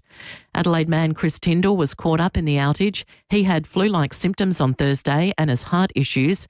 He's told David and Will he needed help. So I needed to get to the hospital. I rang 000. There's no sound whatsoever. So I rang him again. There's no sound, so I used my other phone. Still no sound. Eventually, it started ringing, and I got onto them. But so about 10 minutes, and 10 minutes could be the matter of life and death. There's been a fire at a block of shops at Rosewater. The alarm was raised on Grand Junction Road around 4:30 this morning. The blaze is being treated as suspicious. A case of high-range drink driving at Elizabeth East. A woman was stopped on Spruance Road just after midnight. She allegedly blew .254, more than 5 times the legal limit. The 33-year-old was on her P's and subject to alcohol interlock conditions. Well, tens of thousands are at a stadium in Arizona this morning for the Charlie Kirk Memorial. Charlie was gunned down while speaking at a Utah university earlier this month. His widow, Erica, is currently on stage. Vice President J.D. Vance spoke a short time ago. Charlie brought the truth that young people deserved a stake in the future and that they deserve to have a voice. He brought the truth that marriage and family were the highest callings, far more important than any job or educational credential. The opposition is concerned about the effects on the US-Australian relationship after our country joined more than 150 others in formally recognising a Palestinian state. The British Prime Minister says the move is about reviving hopes of peace, but key Republicans and Israeli Prime Minister Benjamin Netanyahu have slammed the move. Shadow Defence Minister Angus Taylor says it's important that we maintain a close relationship with the United States. Well, I think it may well be a problem. We do need to see a positive diplomatic outcome from this trip, and right now the biggest winner from Albanese's trip is Hamas, and frankly, that's not good enough. The US alliance really matters for Australia. Coles and Woolworths have issued an urgent recall for smushed whole food and protein balls. A number of the products have been declared a safety hazard because they may contain metal. Consumers are urged not to eat them but return the product to its point of purchase. Now turning to FiveAA's sport. Call Gliderol now. Order a new door with operator before the end of September and receive 2 extra handsets. Here's Tom Wren. Thank you, Mel. Sturt is expected to party throughout the day after claiming the club's 16th premiership with a 31-point triumph over Glenelg in yesterday's Sandford decider. Sam Conforti booted 2 goals and told the FiveAA call team it was a thrilling experience. Oh, it's so surreal. It's crazy. The many hours we've put in, all the hard work, and for it to finally pay off, it's honestly crazy. Yeah, great result for them. Attention will now focus on Lachie Neale and whether the dual Brownlow medalist can play in Saturday's grand final against Geelong. The South Aussie is recovering from a calf injury. Meantime, Adelaide's AFLW side had a 16-point win over Gold Coast to move into the top 4. Let's get to motorsport. Aussie Oscar Piastri has crashed out of the Azerbaijan Grand Prix with Max Verstappen winning. Lando Norris came 7th, meaning Piastri's lead is now 25 points. To soccer, Arsenal has pinched a late equaliser against Manchester City in their EPL clash overnight. 5 minutes of stoppages remain. This is Martinelli. It's a great run over the top of Donnarumma! And it's in! In the 93rd minute! Yeah, amazing scenes. Audio thanks to Stan Sport. The match finishing at 1-1. It was also 1-1 between Sunderland and Aston Villa, while Bournemouth and Newcastle also shared the points with a 0-0 draw. And that's the FiveAA Sport. Now checking FiveAA traffic. Morning there. Cravers West to car fire. She's on the freeway down track near the tunnels, but not seeing too many delays, so that's good. Urgent telecommunication works at Marion at the moment. Marion Road to Finner Street. No delays there either, so that's a good thing. A little bit busy. South Road to Karata Park, and do have a camera this morning. Whites Road, Paralawi. Tired of slow internet? Optus NBN just got a serious speed upgrade. Select plans just got way faster. Search Optus NBN to check your eligibility. T's and C's apply. Adelaide's most accurate traffic on FiveAA. The FiveAA forecast partly cloudy for your Monday with a top of 18, partly cloudy tomorrow 18, 18 again on Wednesday, then up to 21 on Thursday. Right now it's 12 degrees on FiveAA, always Adelaide. Some milk on our shelves travels further than you do on holiday. Not milk from FiveAA Milk Company. Our milk is proudly homegrown, home bottled and delivered straight from the rolling paddocks of South Australia's Fleurieu Peninsula. Freshness isn't a buzzword for us. We live and breathe it 24 hours a day. When you buy from FiveAA Milk Company, you're supporting our incredible farming families and doing SA proud. Look for FiveAA Milk Company in your supermarket. Living on a big block in an older home that's seen better days, or maybe you've just picked up a fixer-upper on a generous slice of land, Metro Homes SA, Adelaide's custom-designed builder, has a clever solution. They'll knock down the old place and build 2 brand new homes on the block. You sell one, move where you want, keep the other as an investment. It's downsizing and building your future all in one smart move. And the best part, Metro take care of the whole lot. Design, planning, council approvals, the works. They make it easy because they've done it all before. So if you're ready to unlock the potential in your property without the stress, go Metro. Visit metrohomesa.com.au. Some things are worth waiting for, like tickets to your favourite concert, waiting for a nice bottle of red to breathe, or waiting for the kids to finally unpack the dishwasher. But waiting to get your air conditioner serviced just before summer or winter really hits? It's just not worth the pain. Get in touch with Morford Air now for servicing or a new system. Put it at the top of your to-do list. When it's too hot or cold to bear, reach for the Morford Air. morfordair.com.au. Morford Air.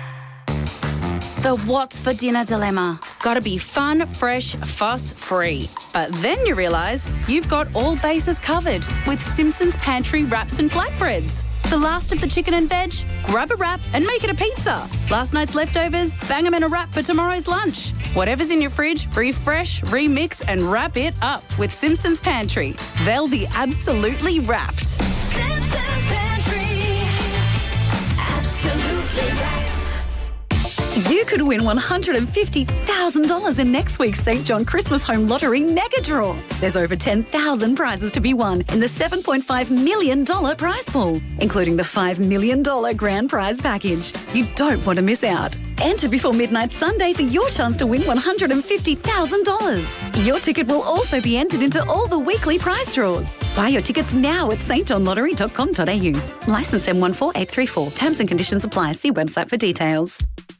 It's game on at Hyundai with offers on new and demonstrator models. Visit your participating Hyundai dealer today. David Penberthy and Will Goodings, 5AA Breakfast.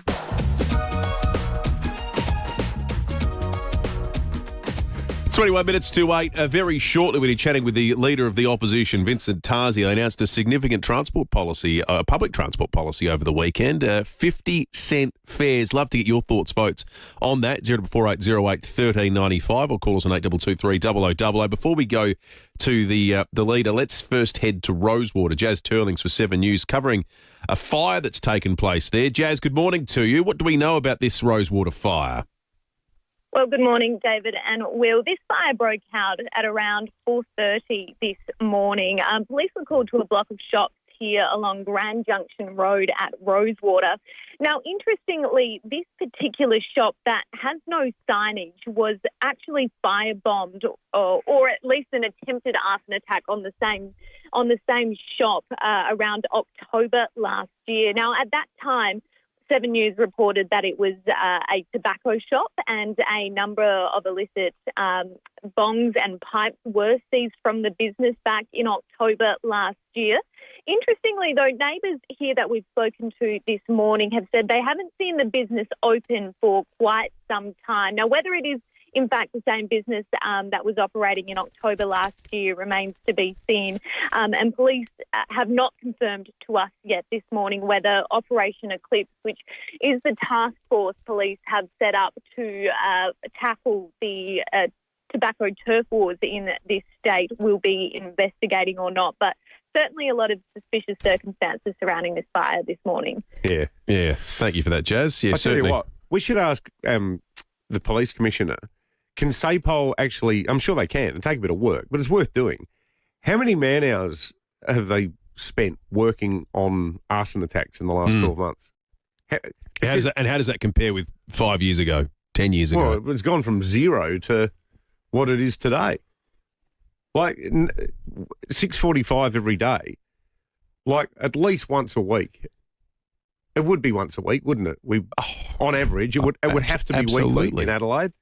Same in the other states of Australia. It's a good point too, because we talk about the potential impact on adjacent businesses and just how ridiculous this scenario exists. But it's also anyone who's then called police and feel like they've got unsatisfactory service or say your car's been stolen. Yeah, and this morning you're a Rosewater resident whose car's been pinged, and you need to go and see a cop face to face.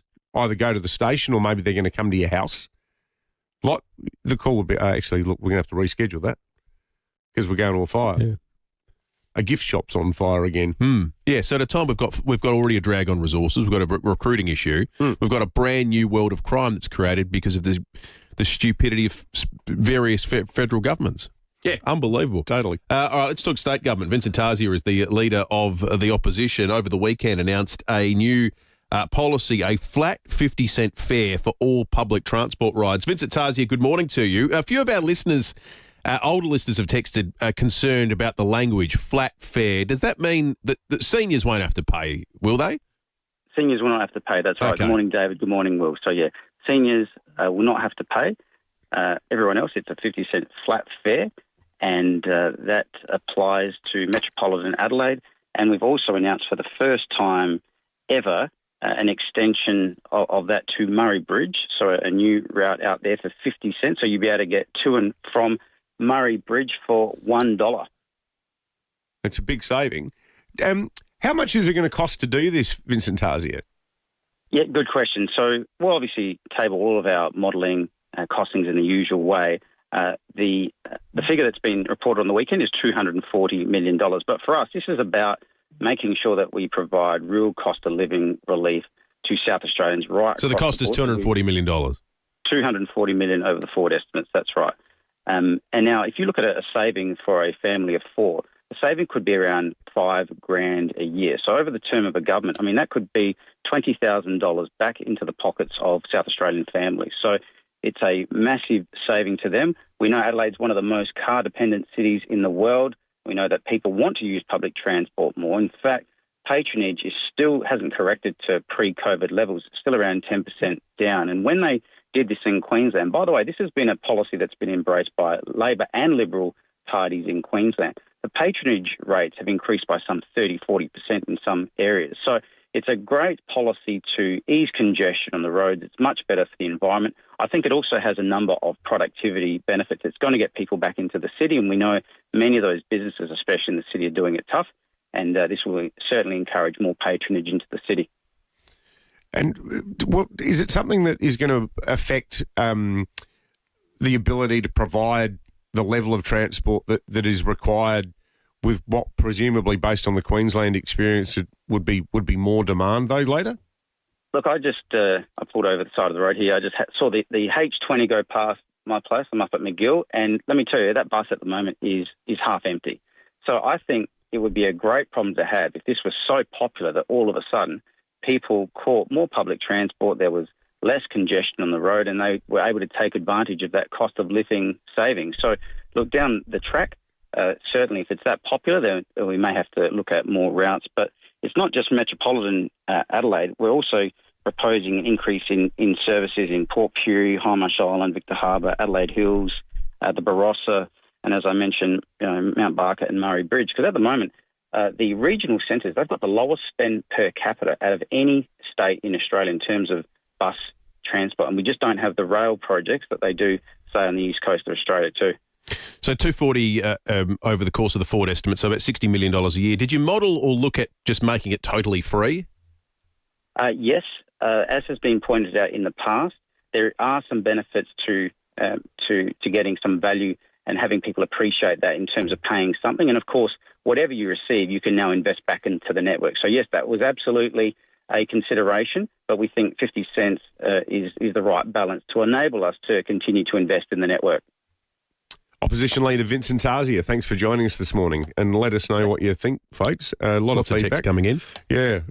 One here, to your point, Will. Brenton says, why not just make it free? Collecting 50 cents will cost more than it's worth. Look at the relief in road congestion and the cost of road maintenance.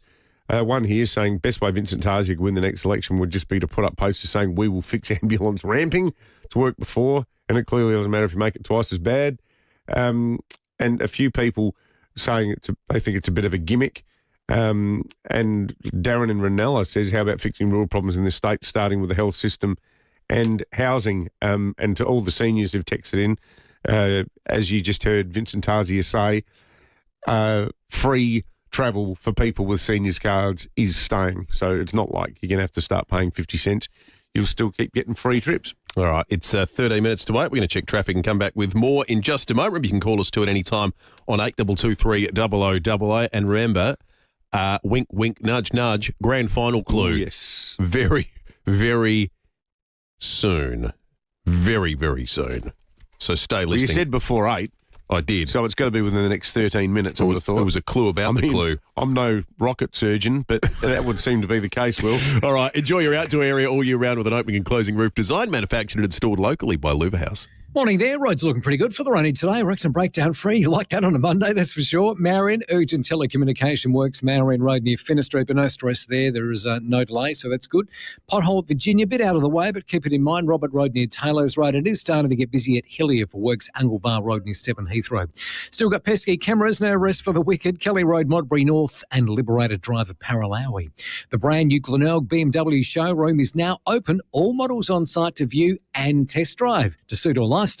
So visit the team at 141 Brighton Road. Adelaide's most accurate traffic on 5AA. If you need to fix your pipes, call Precise. Call Precise. If your toilet's blocking up, call Precise. Call Precise. If your lights aren't turning on or your hot water is gone, or a plumber or an electrician, call Precise. Precise. Precise Plumbing and Electrical. Call 1300 700 200. That's 1300 700 200. Precise Plumbing and Electrical. On time, on budget, on the job. Or a plumber or an electrician, call Precise. Call Precise.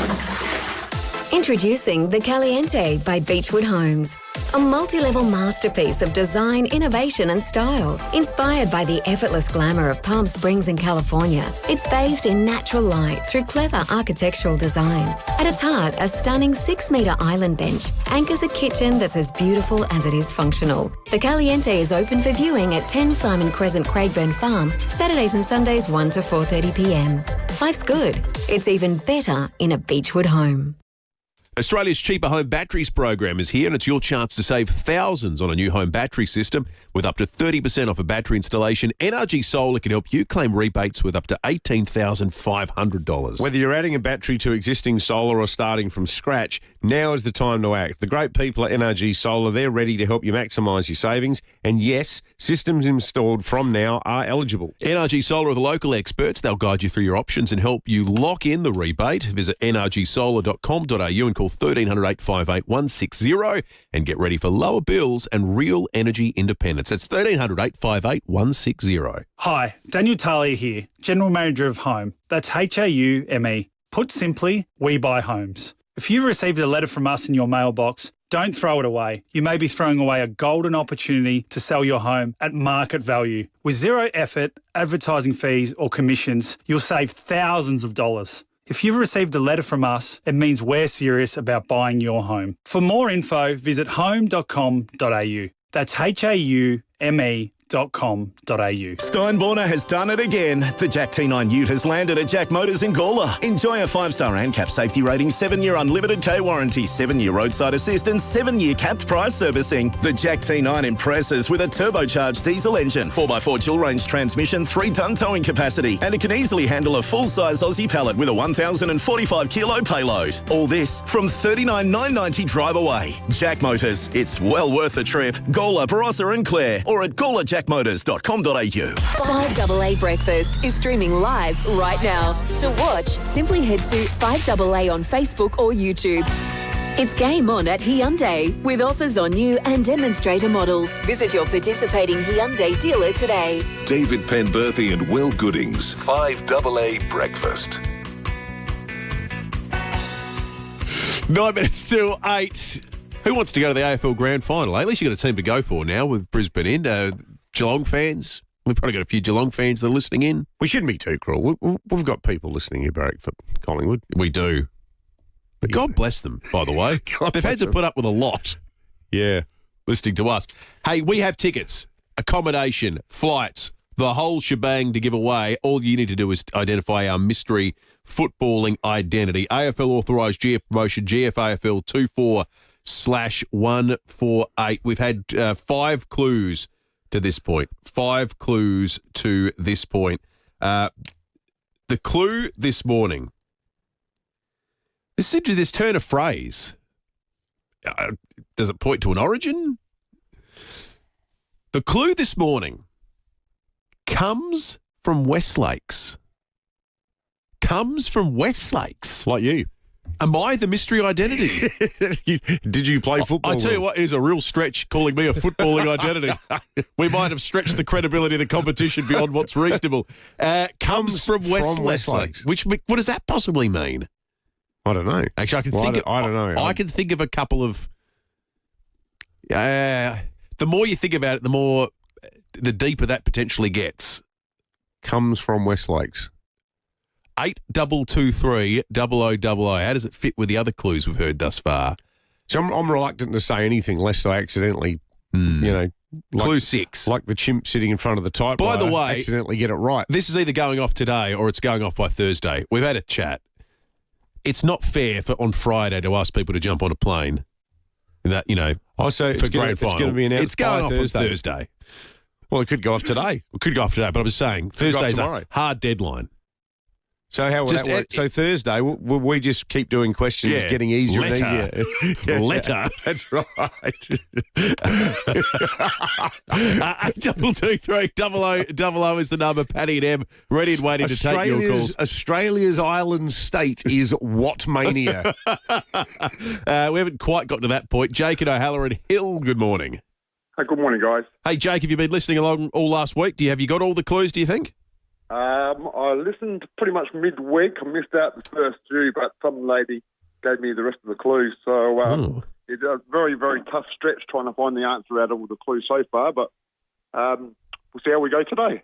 If you are going along, Jake, are you taking that lady, or was that just someone you had a random chat with? No, this is obviously a lady that called up for one of the... I see. Give away her answer. Okay. So she actually guessed Dacos, which was a pretty good guess. Oh, that was a good. That satisfied a lot of the clues. Which is also not a bad guess, but my guess this morning is Tony McGuinness. Tony Freddie McGuinness. Tony McGuinness. So that's what, 2? With Chris McDermott. Yeah. A couple of... People are going sort of Bays territory here, aren't they? Well, that fits one of the clues, certainly. Bays being the runner-up in this year's grand final. Games played, height. Sort of throw that in there. Tony McGuinness played 325 games across the SANFL and in the VFL, AFL. Of course, he went over to Footscray. Is Tony McGuinness our answer? I'm afraid not. Sorry, Jake. It's not Tony McGuinness. The competition lives to fight another day. All right, so we go into Tuesday. Another clue. I'm just trying to think Tony McGuinness and comes from Westlakes. Yeah, that clue's not helping me. It's confusing me. I mean, the SANFL headquartered was at Westlakes. Obviously, the Crows. He was an inaugural Crow. On the face of it, it sounds like born in Westlakes. Comes from Westlakes. Yeah. Were you born in Westlakes? Was that your first house? I was born at Calvary Hospital. I didn't mean when you were born at Westlakes Mall. Westlake Shore was my first house, actually. Westlake Shore. And then we made the arduous move to Westlakes. And then after that, we moved to Westlakes.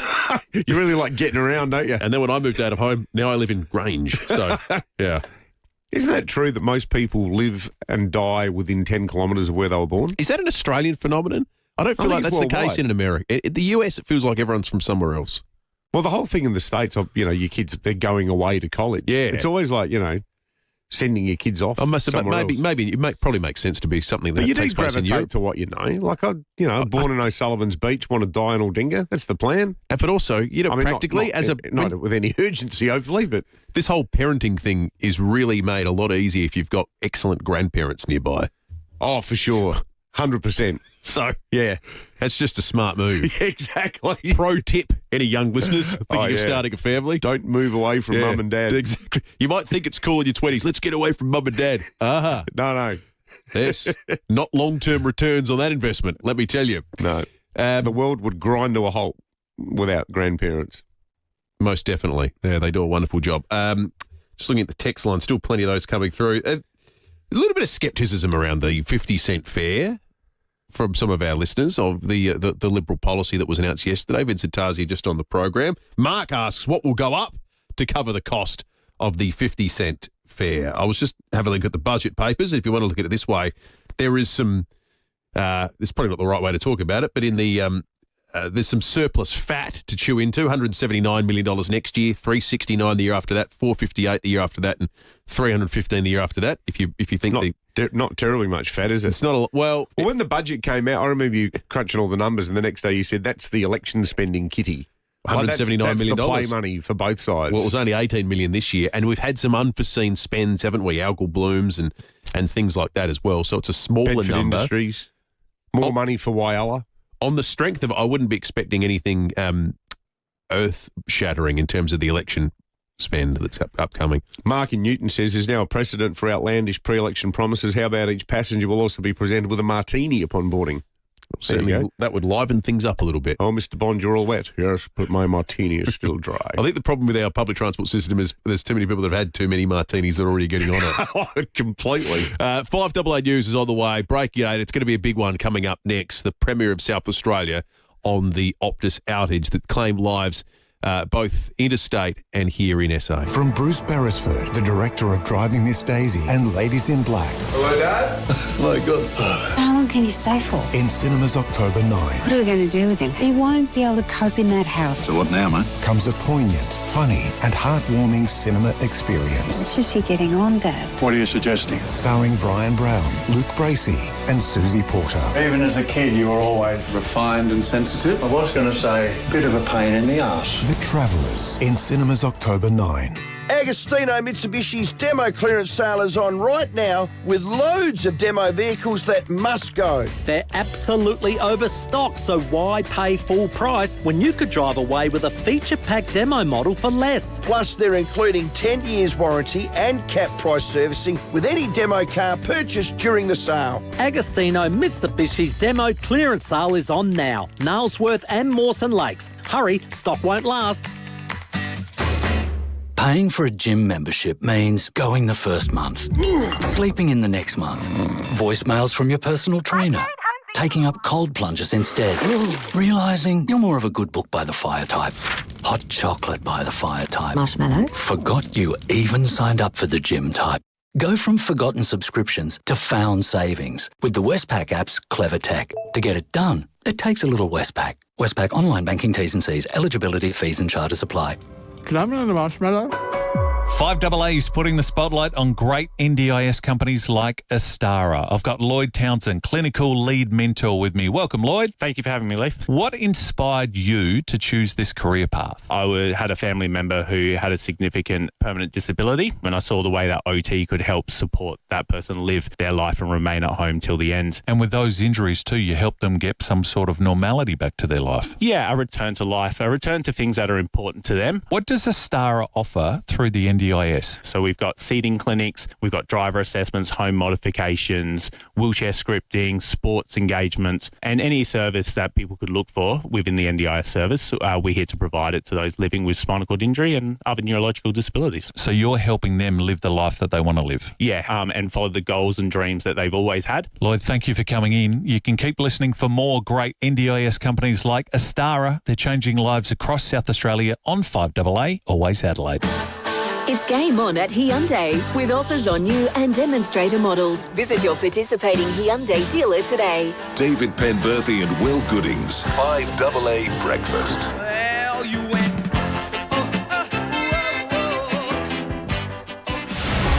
The very latest news and information. This is 5AA News. Always Adelaide. Partly cloudy and 18 today with the 8 o'clock news. Good morning, I'm Mel Usher. Manage complex neurological conditions at Neurophysio in Eastwood with treatment and group classes. neurophysio.com.au. Charlie Kirk's widow has made an emotional speech at his memorial service in Arizona.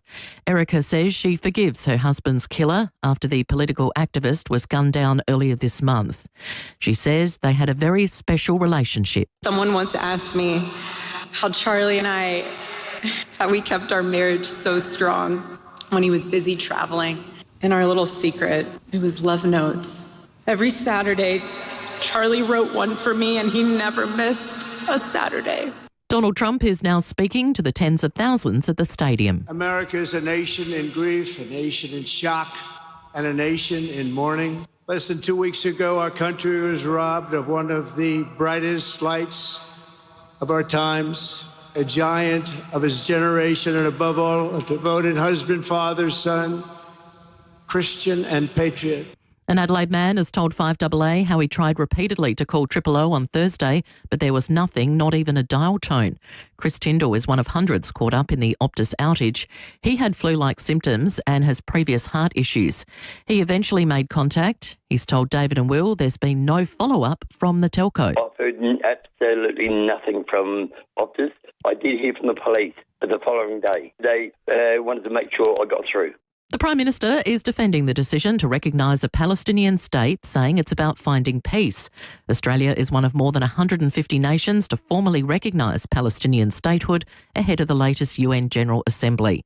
The Israeli Prime Minister has described the move as rewarding Hamas, but Anthony Albanese says they wouldn't play a role in a proposed two-state solution. The terrorist atrocities, of course, that occurred by Hamas on October 7 ensure and underline why Hamas can play no role in a future Palestinian state. In Victoria, police have removed several firearms from a property linked to the wife of Desi Freeman as the manhunt nears the 1 month mark. It's reported the guns, which were legally owned by Amalia Freeman, were seized early in the manhunt and remain in police possession. It's not believed the guns were used in the fatal shooting of 2 police officers 25 days ago. Now turning to 5AA Sport. Call Gliderol now. Order a new door with Operator before the end of September and receive 2 extra handsets. And it's over to Tom Wren. Thank you, Mel. Sturt are the Sandful champions after winning this year's grand final by 31 points in front of a crowd of just under 35,000 at Adelaide Oval. The result denies the Bays a third straight flag. Angus Anderson awarded the Jack Odie medal for best on ground with 24 touches and a goal. Well, the Brownlow medal will be held tonight in Melbourne, arguably the most coveted individual award in the game. Collingwood's Nick Dacos is the favourite, but Crows captain Jordan Dawson is given a big chance of taking the medal home and becoming only the second ever Crow to win it. And a brilliant 6-goal final quarter from the Crows women has seen them storm home to beat Gold Coast by 16 points and jump into the top 4 for the first time this season. Well, disaster for Aussie Oscar Piastri, crashing out on the opening lap of the Azerbaijan Grand Prix. Piastri's in the wall! What is going on lap 1 in Baku? Here he is, going on the outside. He's just locked up. He's just locked up and gone straight. Audio there thanks to Fox. Now, that incident ends a streak of 44 consecutive race finishes for Piastri and 34 of finishing in the points. The race was won by Max Verstappen with George Russell second. Carlos Sainz was third, while Lando Norris finished 7th, meaning Piastri's championship lead is now down to 25 points. Let's get to other sport. High jumper Nicola Ollislagers is capping off a brilliant year with a gold medal at the World Athletics Championships in Tokyo. The Adelaide 36ers have gone down by 17 points against Greek side Panathinaikos in their final pre-season game in Sydney. But there were some really good signs with boom recruit Bryce Cotton top scoring with 24 points. He also managed 9 assists. Arsenal has managed a stoppage time equaliser to draw their match against Manchester City. That finished at 1-1. Australian golfer Elvis Smiley has finished equal second at the French Open, 1 shot behind winner Michael Kim. Minwoo Lee also finished in the top 5. And India has beaten Pakistan by 6 wickets in their T20 clash at the Asia Cup in Dubai. And that's the 5AA Sport. Now checking 5AA traffic. Morning there. Roads aren't looking too bad for the run-in today, which is nice for a Monday, isn't it? At Marion, do have urgent telecommunication works going on at the moment. Marion Road near Finisterre, but have a look at the map. There's no great delays through there. We are getting a little bit busy in the usual spots. South Road at Mile End, both directions. Fitzroy, Tourist North, Adelaide, sluggish. And do look out for some works at Queenstown Port Road near Weber Street. Camera, Ladywood Road at Modbury Heights. Look for the RAA sign at over 400 independent RAA-approved repairers across their say. You know you can trust them because RAA do. Adelaide's most accurate traffic on 5AA. The 5AA forecast, partly cloudy for your Monday and a top of 18, partly cloudy tomorrow 18, Wednesday cloudy 18 and Thursday up to 21. Right now it's 13 degrees on 5AA, always Adelaide. Stay informed, get involved. 5AA, always Adelaide. It's game on at Hyundai with offers on new and demonstrator models. Visit your participating Hyundai dealer today. David Penberthy and Will Goodings, 5AA Breakfast.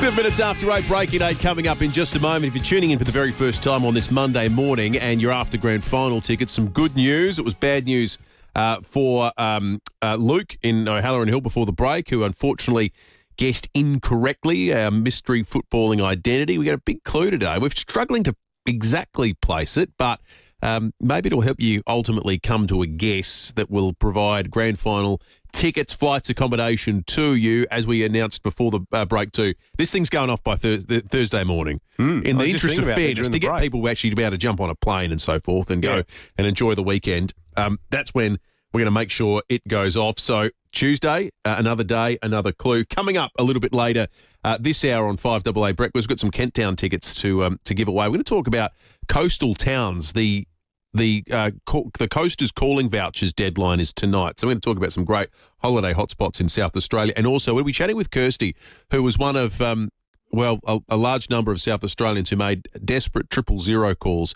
to Optus that simply didn't go through. They didn't go anywhere. As we heard from Chris after 7 o'clock today, it was eerie. There is no error message. There was no dial tone. There was just silence. And as someone who had suffered multiple heart attacks, Chris found that, as you can imagine, incredibly distressing. So we'll talk to Kirsty, get her story. If you too were affected or someone in your family, we'd love to hear from you. Give us a buzz on 8223 0000.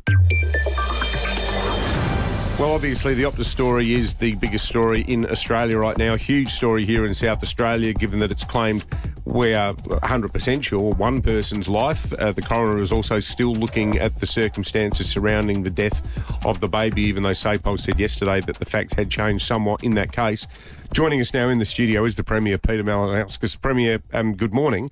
Just take us back to Friday night. I was saying before, I only heard about this about 5:55. I got in touch with your office to find out what was going on. You guys had barely heard about it yourselves. Around about 5:45 on Friday night, we were in the office just sort of planning out a few things across the weekend, and in the space of 2 minutes, everyone's phone started exploding.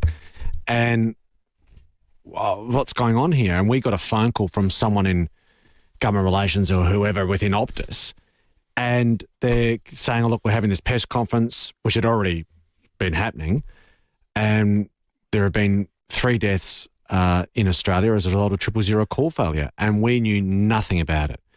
Within the South Australian government, we were aware of the issues with 000 on Thursday, but no information about the deaths.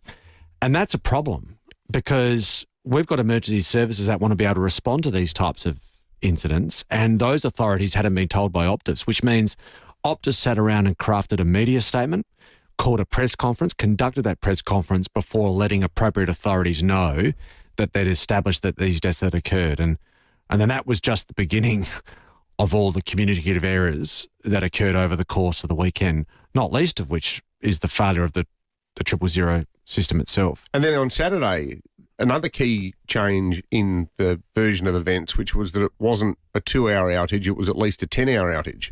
Massive difference. So I can tell your listeners about a couple of things that happened. So on Friday night, so as soon as I had the press conference, SAPOL and South Australian Ambulance Service were scrambling to work out, well, hang on, you've just said these deaths have occurred. Where, when, how should we respond? SAPOL were doing a lot of that work. I got a phone call from the police commissioner on Wednesday evening that said, look, Optus are now telling us the names of the suburbs where those two people died, but not the names or the numbers or the details. Why weren't they saying? What, privacy reasons? No idea. So once I got off the phone from the police commissioner, I called the Optus CEO myself, who I hadn't spoken to before, and said, listen, this is what, forget all the recriminations, just for the moment, we've got SAPOL with over 150 taskings out in the community. You're telling us the suburbs, you're not telling us the other detail. You've got to, my invitation to you is to pass that information on to SAPOL immediately. Now, thankfully, the CEO understood the severity of the situation, and then the information started to flow and our emergency services could do their work. That led a few hours later to SAPOL putting out a statement regarding the circumstances of the 68-year-old woman and the 8-week-old boy. We know from hearing from listener Chris a little bit earlier that SAPOL have been doing welfare checks and checking on people. Has everyone been contacted who tried to get through yet? Is there potentially some outstanding cases still? My advice is that work was largely completed by Saturday morning, and I spoke to I spoke to the police commissioner on Saturday morning, and he updated me that it had been done. It happened. There was still a fair bit of work to do through Friday night and then a bit on the weekend, but most of it had been achieved, yeah. But this will feel like an odd question because ultimately it's a question that a government's going to have to answer on some level. Yes. What becomes of a company like Optus, who has been previously held responsible for failures of this kind, not to mention privacy issues? Like, it's a private sector company that has, people are going to make decisions about whether they want that as their carrier, but they have responsibilities to the state too, and they have been sanctioned by the state in the past. How should they be dealt with by the federal government? Well, ultimately, the Commonwealth is... So it is the federal government that regulates communications and who has a carrier licence. There are strict conditions that are placed on those carriers, including the conduct of 000. And clearly, and the Prime Minister's already said this, and we've been in touch with the feds over the weekend, there's going to have to be a thorough examination of all things Optus, particularly in respect to this failure. Well, the state government uses Optus. Someone texted us today saying that it sounds like they work at the urgent care centre and that they rely on Optus. Yeah, Optus and Telstra both provide services to various levels of government, and that will be examined as well. But the principal issue here is the sovereignty of the 000 system, and that's regulated federally. But we've got our own issues in terms of the way that communications were passed on. I'll give you another example. On Thursday, when this issue started to emerge, it was the South Australian Ambulance Service that noticed a drop-off in the call rate coming through from 000. They then contacted South Australian Police and asked, are you seeing the same thing? Well, we are actually seeing the same thing. Then they contacted Optus. Now, it's actually supposed to be the other way around. Optus's obligation is to let emergency service authorities know when there's something going wrong with the 000 system. And they didn't. And worse than that, they didn't, even though they knew from as early as sort of 9 or 9:30 in the morning that these issues were starting to emerge. So it was us contacting them trying to get information, not them actively disclosing it to the appropriate authorities.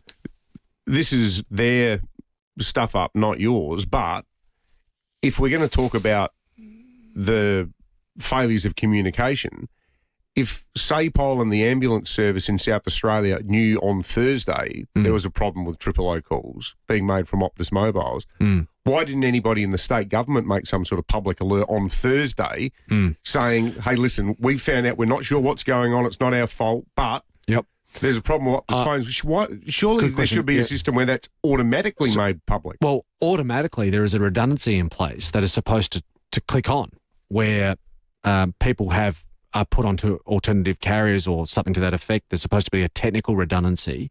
So if you ring from Optus, it goes automatically through to another carrier or something? Something to that effect. I'm not going to start specifying the technical nature of it because I'm vulnerable to getting it wrong.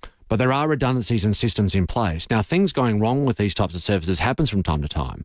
It's the way that the redundancy kicks in that it becomes largely of no consequence. Now, once the alert happened from the state government to Optus, then it was subsequently rectified pretty quickly and conveyed to us that it was a minor incident. And then, as it turned out, Optus were able to establish that it wasn't so minor. And the state government was advised different things along the way from Optus about the extent of the issue. So it wasn't as though we were sitting on this bombshell of information, because we didn't know when we arranged it. So when we alerted Optus, it subsequently, when I say we, the state government, it was subsequently fixed and rectified pretty quickly. And then the next thing we heard was a press conference late on Friday or early Friday evening saying, this is a lot worse than it looks. The outage occurred for longer than expected. More calls were affected than we thought, and we now have established people died. And that's why everyone within the government, from my office right through to people in SAS, SAPOL, the Attorney General's Department, which has an area of responsibility here, we're all completely stunned by it.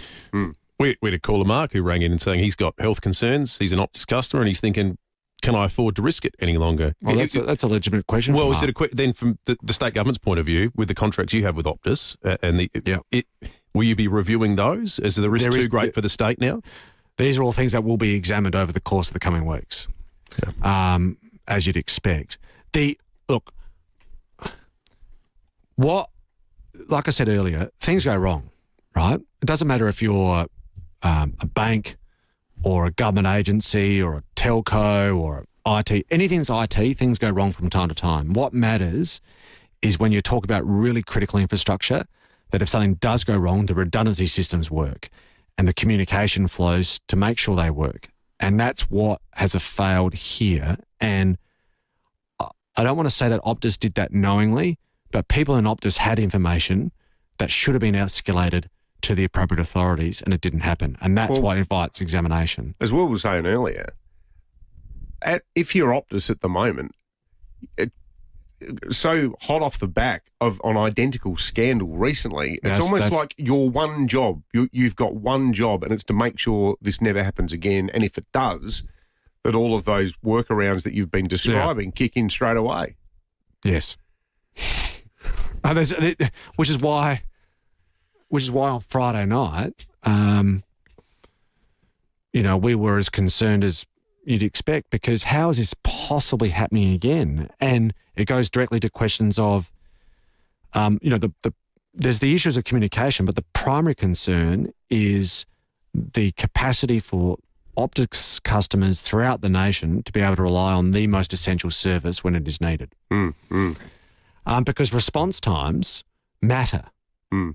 Which is why, notwithstanding the challenges of ramping, which obviously are very real, what we have been able to do is get ambulance response times to improve dramatically, because that is the difference, right? If you're in an ambulance on a ramp, that is uncomfortable and not appropriate. But the bigger problem is making sure that ambulances are responding to 000 calls on time, because that can be the difference between life and death. What happens with that poor family in Rosewater, the 68-year-old mother, sister? The family hasn't spoken publicly, aside from putting out that very gracious statement. Yes. What sort of shape are they in? Well, I can only imagine that they're mourning the loss of a family member, and compounded by, and that's always hard. And I don't imagine it's made any better if there's a question mark in your mind around whether or not that could have been avoided had this not occurred. So, our thoughts are with them first and foremost. Peter Malinauskas, thanks for joining us this morning in the studio. Always happy to. Cheers. Big thanks to Olwen for calling through a short time ago as well to let us know there's a bus broken down the right-hand turning lane from Marion Road onto Anzac Highway that's causing all sorts of issues there this morning. Let's check on the traffic more broadly. Enjoy your outdoor area all year round with an opening and closing roof, designed, manufactured and installed locally by Louva House. G'day there. Roads are looking pretty good for Monday. We're accident breakdown free. That's a nice way to get into the start of a week, isn't it? Do have some works at Marion to look out for. Urgent telecommunication works there. Marion Road at Finisterre, but not seeing too many delays, so that's good. Do have delays with the intersection upgrade at Flinders Park, Holbrooks Road near Grange Road, and busy at the moment at Fitzroy Tourist, North Adelaide. Cameras, Clayson Road, Salisbury East, and I did see another one earlier. Here it is, still there too. Montague Road at Modbury North. Drive away in the latest Vito van from 58,500 and take your business to the next level with the Mercedes-Benz Unley vans. T's and C's apply. Adelaide's most accurate traffic on 5AA. The FiveAA Sports Show. Rowie and Timmy G. AFL CEO Andrew Dillon spoke about the Northern Academies, the NGA and the draft concessions. Have a listen. It's really important for us that we have a game and that we're drawing talent from all around Australia. Those northern states just don't get first dib on them. I mean, there's 18 clubs. The FiveAA Sports Show. It's been going a while now and we're seeing the extreme benefit of it. Weekdays from 4 p.m. on 5AA. Always Adelaide. Deliver more with Toyota, the world's #1 forklift brand. Choose from a great range including pallet jacks, walkie stackers and reach forklifts, right up to their leading Toyota counterbalance forklifts. Legendary reliability and safety with cleaner, greener electric options. Toyota can tailor the right forklift solution for you. It's all part of the Toyota Forklift Advantage. For more, visit toyotamaterialhandling.com.au. Get a Toyota forklift. Is it the best Beechwood home ever made? Possibly, but there's always more to come from Beechwood. Introducing the Caliente, now open for viewing. The Caliente is a multi-level masterpiece of design, innovation and style. Taking inspiration from Palm Springs in California, it's definitely a conversation starter. The team at Beechwood can't wait for you to see it at 10 Simon Crescent, Craigburn Farm. Open Saturdays and Sundays, 1 to 4:30 p.m. Life's good. It's even better in a Beechwood home. Here's an important air conditioning tip from Morford Air.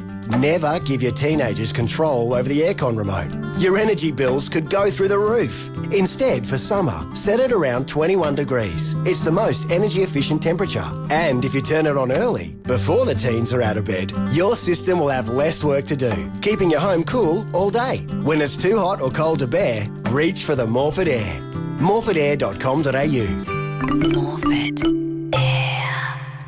It's always nice to have mates to help you out, but what if you need a ute or van? Well, that's when you need a mate like Matt from Avis Truck Rental Adelaide. And what a mate Matt is, he's a cracking guy. He runs the depot at Avis Truck Rental Adelaide, and I've used him so many times, his services, just such a wonderful bloke. Whether you're moving house, picking up something too big or too messy for your car, or maybe planning a family road trip, Matt and Avis Truck Rental Adelaide have got you covered, and just ask for 5AA mates rates. Matt has it all: moving trucks big and small, single and dual cab utes, 4x4s with canopies, small and large vans, 12 to 22 seat buses, all the latest models, and they're all ready for short or long-term hire. You can trust your mate Matt at Avis Truck Rental Adelaide. He's always keen to help out. Jump online at avis.com.au or call 8241 5200. The most frustrating thing about having your car repaired after a collision can be the wait. Sometimes months. At Premier Panel Services, the wait is one thing you won't have to worry about. We've expanded our workshop and our highly skilled team. It means we're better equipped to deliver an outstanding outcome for you and your car. RAA and MTA approved, Premier Panel Services work with most insurance companies. So ask for Premier Panel Services and get back on the road sooner. Launch into study at Adelaide University. Learn from world-class academics in state-of-the-art facilities and graduate ready for the career you want. Search Adelaide University and prepare to launch.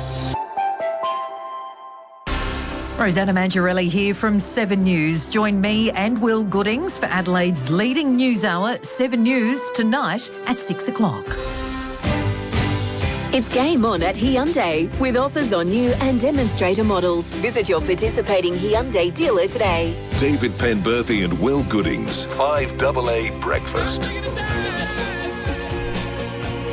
24 minutes after 8, we have Kent Town Hotel vouchers to give away. A $100 voucher to the Kent Town Hotel. Book the balcony bar upstairs at the Kent Town Hotel. Your own bar for up to 80 people. Really simple to win this morning.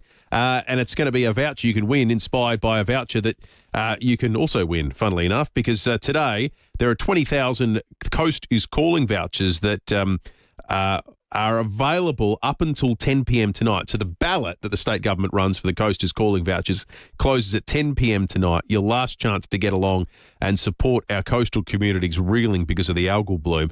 Well, we're asking you this morning for our Kent Town Hotel voucher. Because of that, what's South Australia's best coastal town? South Australia's best coastal town.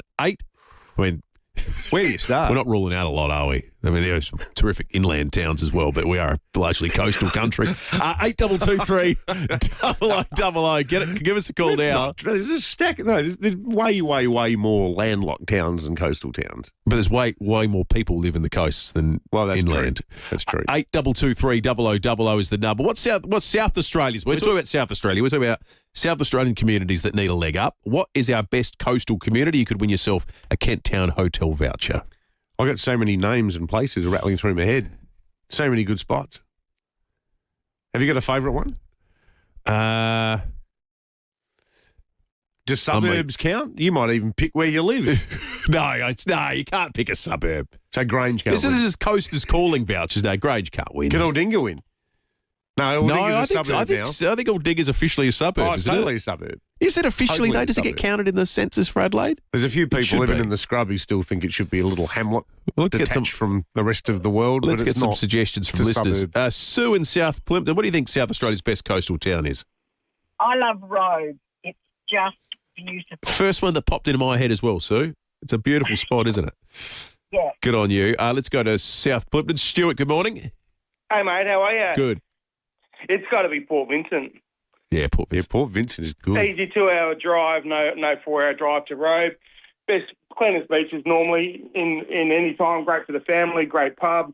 My mum lives there, so she's a bit of a champ. So it's got to be Port Vincent. This is excellent. Good shout out for the mum as well. This is a Feedback Friday question, really, isn't it? There's not really any wrong answers. I can't imagine someone saying something else going, did you? No, that is garbage. Vinny and Grange, what do you think South Australia's best coastal town is? Well, I was going to say the first thing that lady said, Robe, because you get that beautiful crayfish off the boat. Then it's a dead heat between Robe and Stansbury. Stansbury, I love. People are friendly, especially that great chicken shop. Good on you, Vinny. That's the kind of granular local knowledge we're after. Yeah, if you want to shout out your mum or your favourite chicken shop, do that as well. Katrina, good morning. Good morning. I would say Marion Bay down the York Peninsula, which gives you access to Innes National Park, the most pristine, beautiful beaches around there. That's my favourite spot. Thank you, Katrina. Lawrence, good morning. Good morning. How are you? Good, thanks, Lawrence. Edithburg. Love Berg. Edithburg. Love the people. Struggling little town. Beaches. Great food. Love it. Yeah, thank you, Lawrence. The Berg is good. Belinda, good morning. Oh, good morning. How are you guys? We're good, thanks, Belinda. That's good. I reckon Moana is the best coastal area. Are you a bit biased, Belinda? Absolutely. I raised my 4 boys there. It's the best safe beach ever. The sand is absolutely gorgeous. Yeah, I really like Moana. Moana. It's great. Yeah, it is, isn't it? And the Yeah. Deep Blue Cafe is the great restaurant to go to. Yes. Moana's weird because it's closer to Adelaide than Aldinga, but I reckon Moana feels more like a town than Aldinga. Yeah. Moana does feel like its own little spot. Inspired by Coasters Calling, I like that people are shouting out local businesses as well. I'm not being silly about it. This is actually what it's all about. Dave in Golden Grove, good morning. Good morning, guys. How are you? Good, Dave. Thanks, mate. Yorks is God's country, and Port Vincent is the epicentre. Port Vincent. It gives you access to all the whole of York Peninsula. Easy day trips. All the businesses, all the people there are very friendly. It's just a great place to holiday and to live. Lovely. Thank you, Dave. Stacey, good morning. Got to be Port Elliot. Sorry, my voice is stuffed with screaming at the grand final yesterday. Port Elliot, Horseshoe Bay, the little fish and chip shop, the very famous Port Elliot Bakery, the pub. Yeah, got to be Port Elliot. Port Elliot Bakery got a shout out from Scott from Modbury on the Police Home Care text line. We'll take one more and then we'll award the Kent Town voucher. Gary, good morning. Okay, I'd say the ice cream shop at Robe and Jordan Dawson. Yes. Thank you, Gary. Well, who knows what will happen later tonight? Could be Robe's first Brownlow medal. Oh, he's a huge chance, I think. I think he's chance. big. Because Dacos did nothing for the last 6 or 7 weeks. Yeah, well, they just stopped winning. Yeah. So Dacos might be early, but you'd think Dawson will come home with a rush. He's the kind of guy won that so the many umps games. Notice. They suddenly go, this Dawson guy's good. Yeah. And he's a midfielder. Now, who wins the Kent Town Hotel voucher? A lot of love for Port Vincent. I think just for doffing his cap to his mum, we're going to give it to Sturt. I love it. Congratulations, Sturt. You've won a $100 voucher to the Kent Town Hotel. Book the balcony bar upstairs at the Kent Town, your own bar for up to 80 people. FiveAA Breakfast is streaming live right now. To watch, simply head to FiveAA on Facebook or YouTube.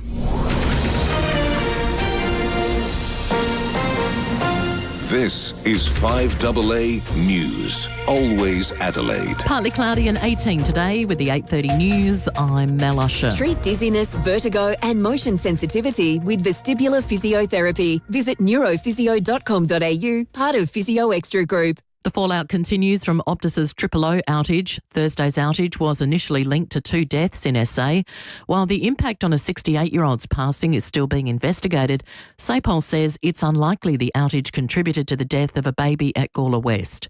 Premier Peter Malinauskas has told David and Will the way the telco has handled the incident is appalling. There's going to have to be a thorough examination of all things Optus, particularly in respect to this failure. Optus and Telstra both provide services to various levels of government, and that will be examined as well. But the principal issue here is the sovereignty of the 000 system. The fire at a block of shops at Rosewater is being treated as suspicious.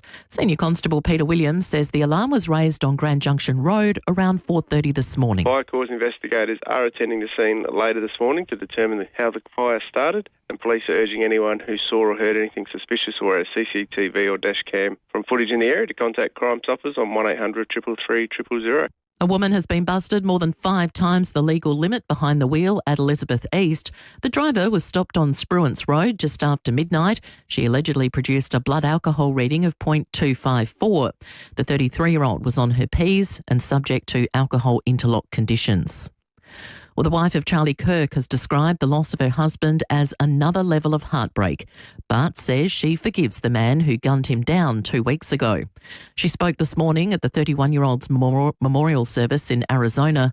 Erica telling the large crowd her husband wanted to show young men a better path. Charlie passionately wanted to reach and save the lost boys of the West, the young men who feel like they have no direction, no purpose, no faith, and no reason to live. World leaders say the formal recognition of a Palestinian state is about reviving the hope of peace. Australia, the UK and Canada are among the 150 nations to have taken the step ahead of this week's UN General Assembly. Prime Minister Anthony Albanese says it's an important move. We reaffirm Australia's long-standing position of 2 states, the state of Israel and the state of Palestine, living side by side behind internationally recognised borders in peace and security. Israeli Prime Minister Benjamin Netanyahu has released a statement slamming the move and says it's rewarding Hamas and is not going to happen. Well, the clock is ticking for the latest tourism voucher ballot. This round of vouchers is helping destinations hit hard by the algal bloom crisis. Tourism Minister Zoe Beddison says the ballot closes at 10 tonight. Tourism vouchers have been very successful at different times to help people. This time more than 230 operators are put up more than 500 different options. Now turning to FiveAA Sport. Call Gliderol now. Order a new door with Operator before the end of September and receive 2 extra handsets. Here's Tom Wren. Thank you, Mel. Sturt is set to celebrate long into today after claiming the Sandful premiership with a 31-point win against Glenelg in the grand final.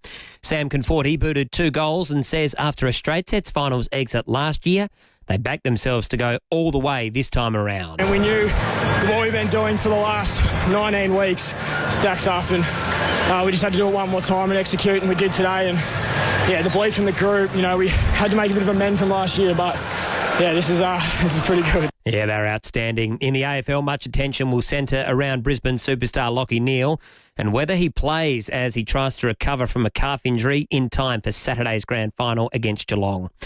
Well, gold for Australia on the final night of the World Athletics Championships in Tokyo. Nicola Ollislagers overcoming 2 rain delays before clearing 2 metres to claim her first gold at that level. Always that pre-routine, the big cry of come on. Perfect scorecard at 2 metres. She gives it a tickle and she's over. And that is a massive clearance. Audio there thanks to 9. Well, Max Verstappen has won the Azerbaijan Grand Prix, moving just 25 points behind leader Oscar Piastri, 69 rather, after the Aussie crashed out on lap 1. McLaren teammate Lando Norris didn't fully capitalise on the mistake, finishing 7th. So, of course, today I wanted more. 7th was not a good result, but I couldn't do anything more. It was lost yesterday because of going out a bit early, not doing the best lap. Maybe could have gained a couple of positions, but I don't think it would have changed anything today. It was just impossible to overtake. So it's Norris who's only 25 points now behind in the championship. And 3 matches and 3 draws in the English Premier League overnight. Arsenal and Manchester City playing out a 1-1 draw. It was also 1-1 between Sunderland and Aston Villa, while Bournemouth maintains its place in the top 4 after a 1-1 draw against Newcastle. And that's the 5AA Sport. Now checking 5AA traffic. G'day there, it's Sinclair. A crash to look out for. Torrens Road near Fletcher Street got delays outbound through there at the moment. Marion, urgent telecommunication works, Marion Road near Finner Street, and slow for the intersection upgrade at Flinders Park.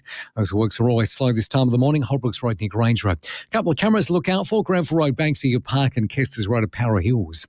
Euro Summer is calling. Flight Centre's early bird sale is on now. Fly Singapore Airlines Adelaide to Rome return from $1,798. Book now at Flight Centre. Adelaide's most accurate traffic on 5AA. The 5AA forecast, a top of 18 for your Monday, partly cloudy. The same tomorrow, Wednesday cloudy and 18, then Thursday 21.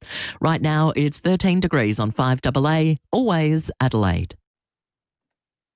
When it comes to retirement, make your choice Living Choice Australia. Join us on Wednesday the 24th of September at Living Choice Flagstaff Hill for information, tours and a keynote speech from former media professional Marcus Pearce. Marcus will share powerful insights on longevity, purpose and thriving in retirement while giving a vibrant new outlook on retirement living. Whether you're planning or exploring retirement living, join us on Wednesday the 24th of September at 10:30am. RSVP at livingchoice.com.au. Right now at Formula Honda, drive away in the CR-V Hybrid 24 build from $56,900 or the Honda ZR-V Hybrid 24 build from $51,900. That's a price reduction of $3,000.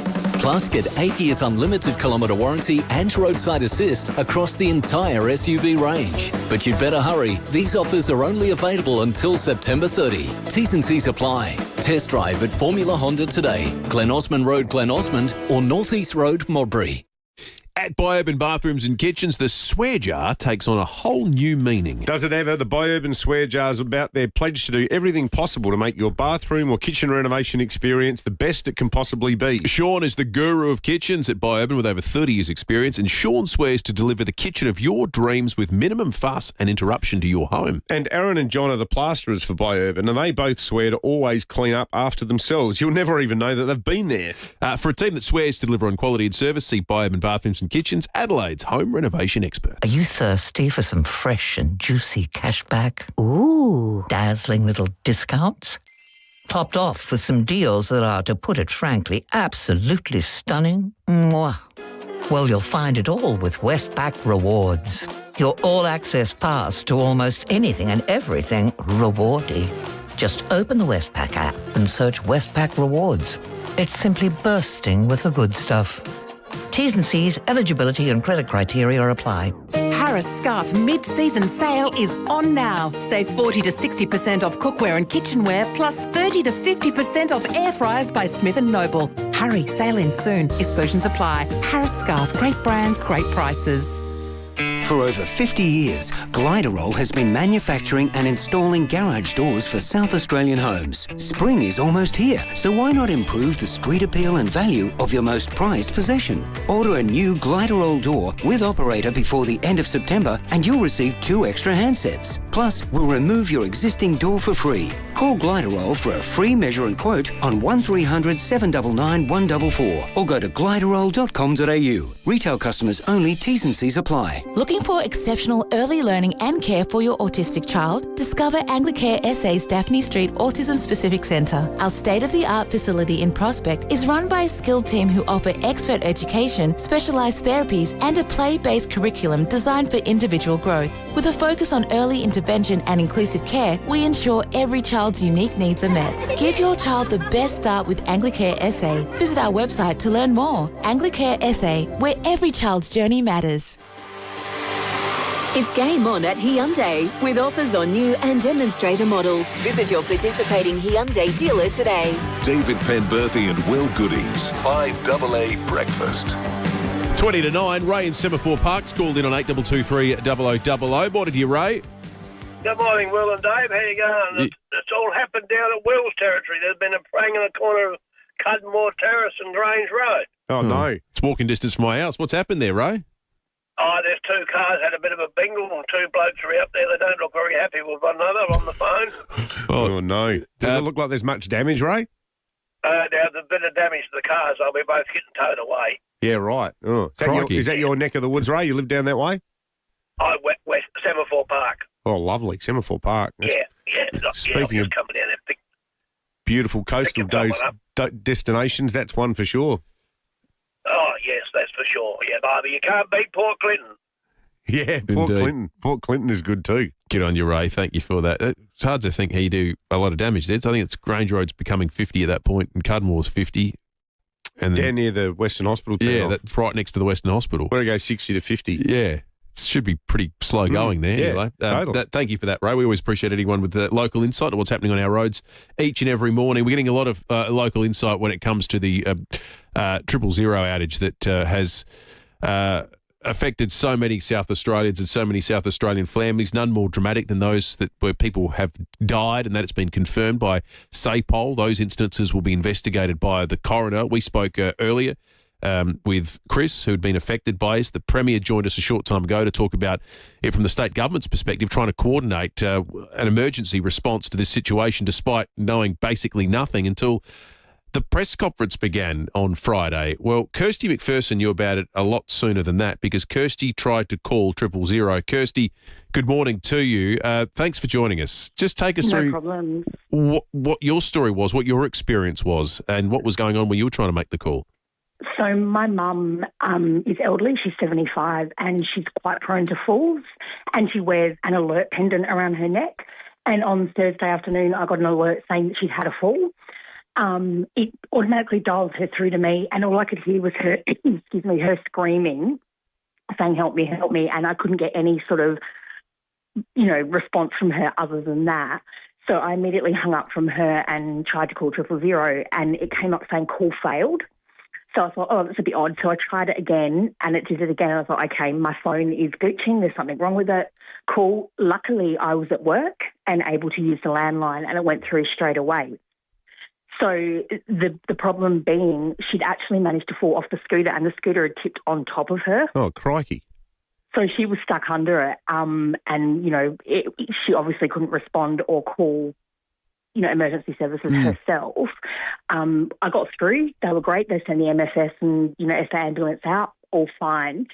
And I didn't really think anything of it until the next day. At about more than 24 hours later, I got a phone call from an O2 number from an Optus representative saying, do you still require emergency assistance? And I kind of went, no, the ambulance came yesterday. And he goes, oh, okay, great. Thank you, and hung up. And I thought, that was a bit odd.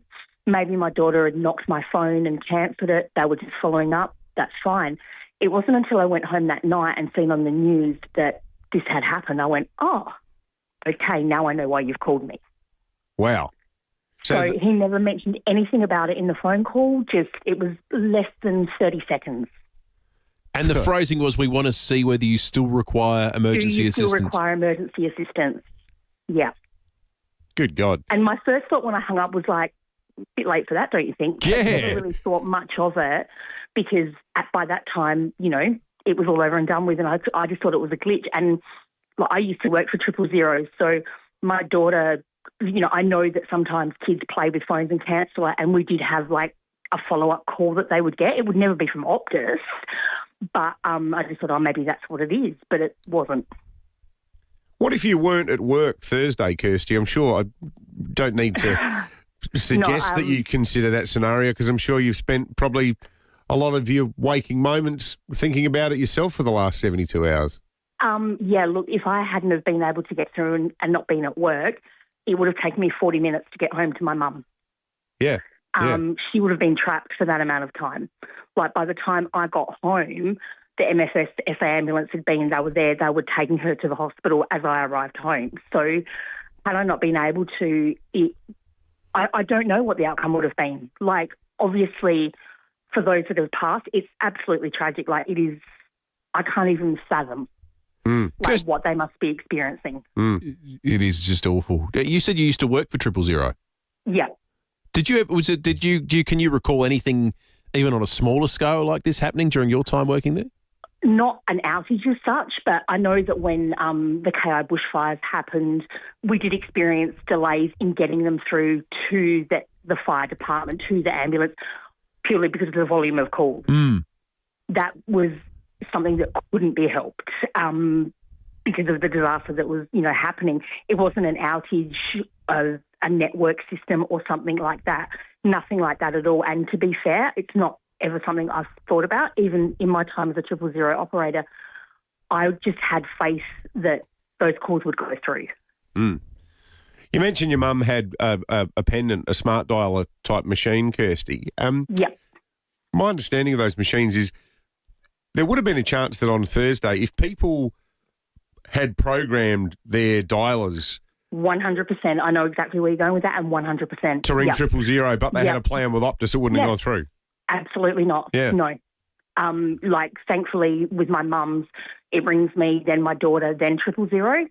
So it's an assurity that either my daughter or myself are going to get the phone call and answer it. But that third one is there just as backup. But I do know a lot of elderly people that don't have that capability with families that do have 000 as the first port of call. Yeah, totally. Crikey.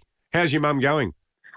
She's like, physically she's okay, emotionally not so much. It's kind of sparked questions as to her wanting to go into a nursing home now because she doesn't feel safe. Yeah.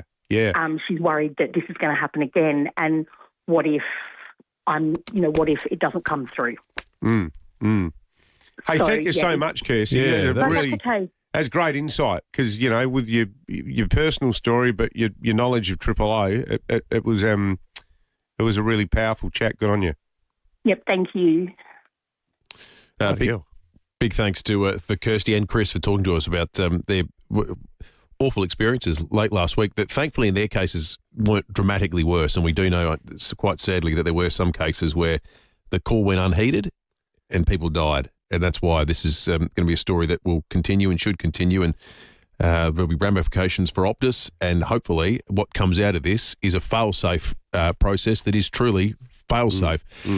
We're going to take a break. On the other side of it, the police commissioner is called into the program to respond to a question that you raised specifically, I think, a little bit earlier about how big Operation Eclipse is as a drag on police resources. We're talking about a recruitment issue that the police currently have, and we have this whole new category. Arson's not a new category of crime, but gift shops being burnt down every second day certainly is totally a new and unpredictable instance that's suddenly police having to deal with. So as a drag on resources, you asked the question. Well, the police commissioner was listening and he's called in. We're going to speak to him next. Traffic first, though. Enjoy your outdoor area all year round with an opening and closing roof designed, manufactured and installed locally by FiveAA. At Henley Beach, a two-car smash causing delays in Grange Road at Cudmore Terrace, another collision at St Clair, Torrens Road near Fletcher Street, and Marion Urgent Telecommunication Works, Marion Road near Finner Street. Busy South Road at Mile End, both directions, with a camera Kessers Road, Para Hills. The Chemist Warehouse Footy's finals half-price vitamins and cosmetic sale is on now. Stock up and save today. Shop in-store or online now at Chemist Warehouse. Adelaide's most accurate traffic on 5AA. Australia's cheaper home batteries program is here, and it's your chance to save thousands on a new home battery system with NRG Solar. With up to 30% off a battery installation, NRG Solar can help you claim rebates worth up to $18,500. Whether you're adding a battery to existing solar or starting from scratch, this is the moment to say goodbye to your power bills for good. Visit nrgsolar.com.au or call 1300 858 160 and get ready for lower bills and real energy independence. On the Cow IQ test, Fluorio milk cows come in at around 100, pretty much the national average. But when it comes to the milk our SA cows produce, it's unmatched. You don't need to be a cow Einstein to produce some of the best milk in the country. You do need the perfect grazing conditions, and the milk needs to be bottled on site and on shop shelves within hours. It doesn't get any fresher, any better, or any more SA than Fluorio Milk Company. With Big Difference Home Improvements, you can make a big difference to your next family gathering, your Christmas feast, your next footy finals barbecue, or your next get-together with mates. Maybe just your next quiet time, frankly. Just you and ice book, your favourite beverage, and a place to relax outside and out of the weather. Big Difference Home Improvements make all the difference when it comes to outdoor blinds, roller shutters, verandas, pergolas, carports, or a stunning timber deck. Everything they do makes a big difference, not just to your lifestyle, but to the value of your home, whether you're in reno mode or just adding to your new home. So ask the Big D team for a free measuring quote today on outdoor blinds, a carport, pergola, veranda, or a stunning timber deck. Don't just make a difference, make a big difference. Visit bigdifference.com.au for a free measuring quote, or pop into the new showroom at Hendon, right next to West Lakes Mall. At IGA, we've got specials that are special to you. Like Nescafe Blend 43 coffee, 140 to 150 gram selected varieties, $7.25 each, half price. IGA, you can't beat local. Offer in September 23. Participating stores only. Excludes Foodland.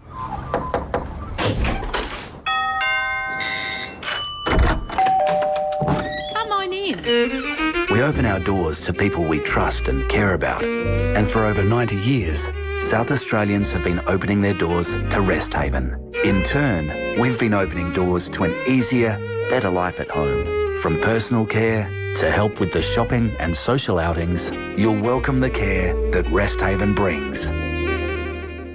Get summer ready with TJM. Whether you're hitting the beach or heading off-road, TJM has the latest in four-wheel drive and camping gear to keep your adventure ready. Check out our brand new 270-degree freestanding awning, rooftop tents, camp chairs, fridges and everything else you'll need for the ultimate outdoor setup. Drive with confidence all summer long with TJM's range of bull bars, vehicle protection and premium suspension options, including GVM upgrades. TJM Nailsworth, Ranella and now Mount Gambier. It's game on at Hyundai with offers on new and demonstrator models. Visit your participating Hyundai dealer today. David Penberthy and Will Goodings, FiveAA Breakfast.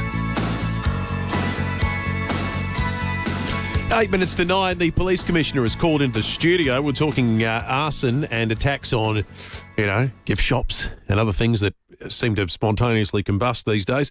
We're wondering what the drain is on police resources. Well, the Commissioner was listening and I think he's got an answer for us. Please, Commissioner, good morning to you. Yeah, good morning, Will. I thought it was important to call in. One of the comments or questions you asked was our response to these arsons, does that impact on our ability to respond to other important taskings? And I can assure everybody that that is not the case. Despite the fact that we do have to attend to an unprecedented number of arsons that relate to illicit tobacco sales, people who call 000 or 131 444 will still get the same sort of police response that is warranted for the type of job they're calling us for. As for resources for police, it does have an impact. We are standing by cordons. We're responding to incidents where we need to deploy police to look for offenders. We have our forensic investigators going out to scenes. Plus, we have a dedicated operation called Operation Eclipse, which is set up to specifically target organised crime involved in these tobacco shop arsons. And that has a team of between 8 and 13 people on it at any one time. And they are 8 to 13 police officers that could be doing other things if we weren't responding to these arsons. Well, that was the point we were trying to make, Commissioner. I mean, if they weren't doing that, they might be looking at a cold case. They might be looking at car thefts. There's only a certain number of hours in the day. That's right. We're always faced with the challenges of prioritising our resources to the most important areas of public safety, and that's a reality for us, not for anything. But this is a new and emerging issue that we are having to respond to, which does divert us from opportunities to do other things. Does it feel like you're playing whack-a-mole with these tobacco stores, or rather, do you feel, because there's been a lot of raids lately, there were 3 in Rundle Street a few weeks ago, where those shops have now been closed. Do you feel like you're actually breaking the back of it, or is it still a huge challenge? Well, this new emerging organised crime issue sort of started to appear in Adelaide several months ago, and we hit it really hard, and we have virtually eliminated the incidence of arsons occurring in these types of shops. But we have seen a re-emergence of these offences over the last 3 or 4 weeks. So the Operation Eclipse team are sort of scaling back up again to make sure we've got the right number of investigators targeting these offences. So, it is a frustration for us, but we have to continue focusing on this to make sure that people who have their businesses next door to these premises are not affected. No one's life is being put at risk, and that we're holding the people to account who are committing these offences on behalf of organised crime entities. Hey, Commissioner, while we've got you, can I just ask, obviously the Premier was fired up on Friday and remains deeply unimpressed today with the manner in which Optus has handled the 000 breakdown on Thursday. From an operational perspective, as the head of South Australia's police, how did you feel about the fact that you were sort of finding out at the very 11th hour on Friday as to what had occurred in SA? Oh, let me say the Premier's concerns, I mirror the Premier's concerns. We're very disturbed by the fact that there were unanswered 000 calls. And once again, talking about the impact on police resources, we spent hours following up on 154 unresolved 000 calls, and that took our ComSend people away from responding to 000 calls and deploying police. And we also had to send patrols to those locations where we couldn't get a response over the phone. So once again, it's another one of those things where we have to prioritise our resources to make sure that people are safe. 154. And all of those have been successfully resolved with no outstanding issues. So there was no ongoing concerns for public safety as a result of those 154 unresolved calls. There's a lot of calls, a lot of visits though. Big Absolutely. You should have lumped on your lap late on a Friday. Exactly right. And our people did a great job to reconcile those issues to make sure that we didn't have people out there still waiting for help. We appreciate you calling in, Commissioner. Thanks for that. How's that for service? 2-hour turnaround time on a question that we threw out rhetorically just before 7 o'clock. Thank you for that, Grant Stevens. Tanya's got a question on this that I think we can confirm is true. She says, morning, boys. Any truth to the reports that those who reported difficulties with the 000 to Optus were handled by an overseas call centre and essentially ignored the staff at the call centre, didn't escalate those IT fault reports? Yeah, it would appear that at least in 5 instances, people made calls and it went to an overseas call centre, and there was no process to follow in the event you get an alert or a complaint of that level of emergency. So it was essentially ignored, Tanya. All part of what will come out when this gets reviewed, both internally and externally. Let's maybe to round out where they started this morning. I like Caesar's text. He says, "What are you for Sturt? Premiership and a fence for the Unley Oval." I reckon the fence was harder to win than the premiership. It was. Fuel watch as we let you go on this. No complaints about the premiership on this Monday morning. That's right. David needs to get to bed. Yes. It's better to be a member with RAA Road Service. The cheap spots, the Ampol Broadview Hampstead Road is the cheapest, $1.57.9. Mobile Torrensville on Henley Beach Road is cheap too, $1.58.5. The OTR Belair Road, Kingswood, $1.62.9, and the cheapest diesel, the OTR Grand Junction Road, Jeps Cross, $1.69.9. That is all from us. Stick around. Graham Goodings is coming up, and we will catch you tomorrow morning from 6 o'clock. Coming up next on 5AA, the stories that matter to Adelaide with 5AA Mornings. Get involved in the conversation. Call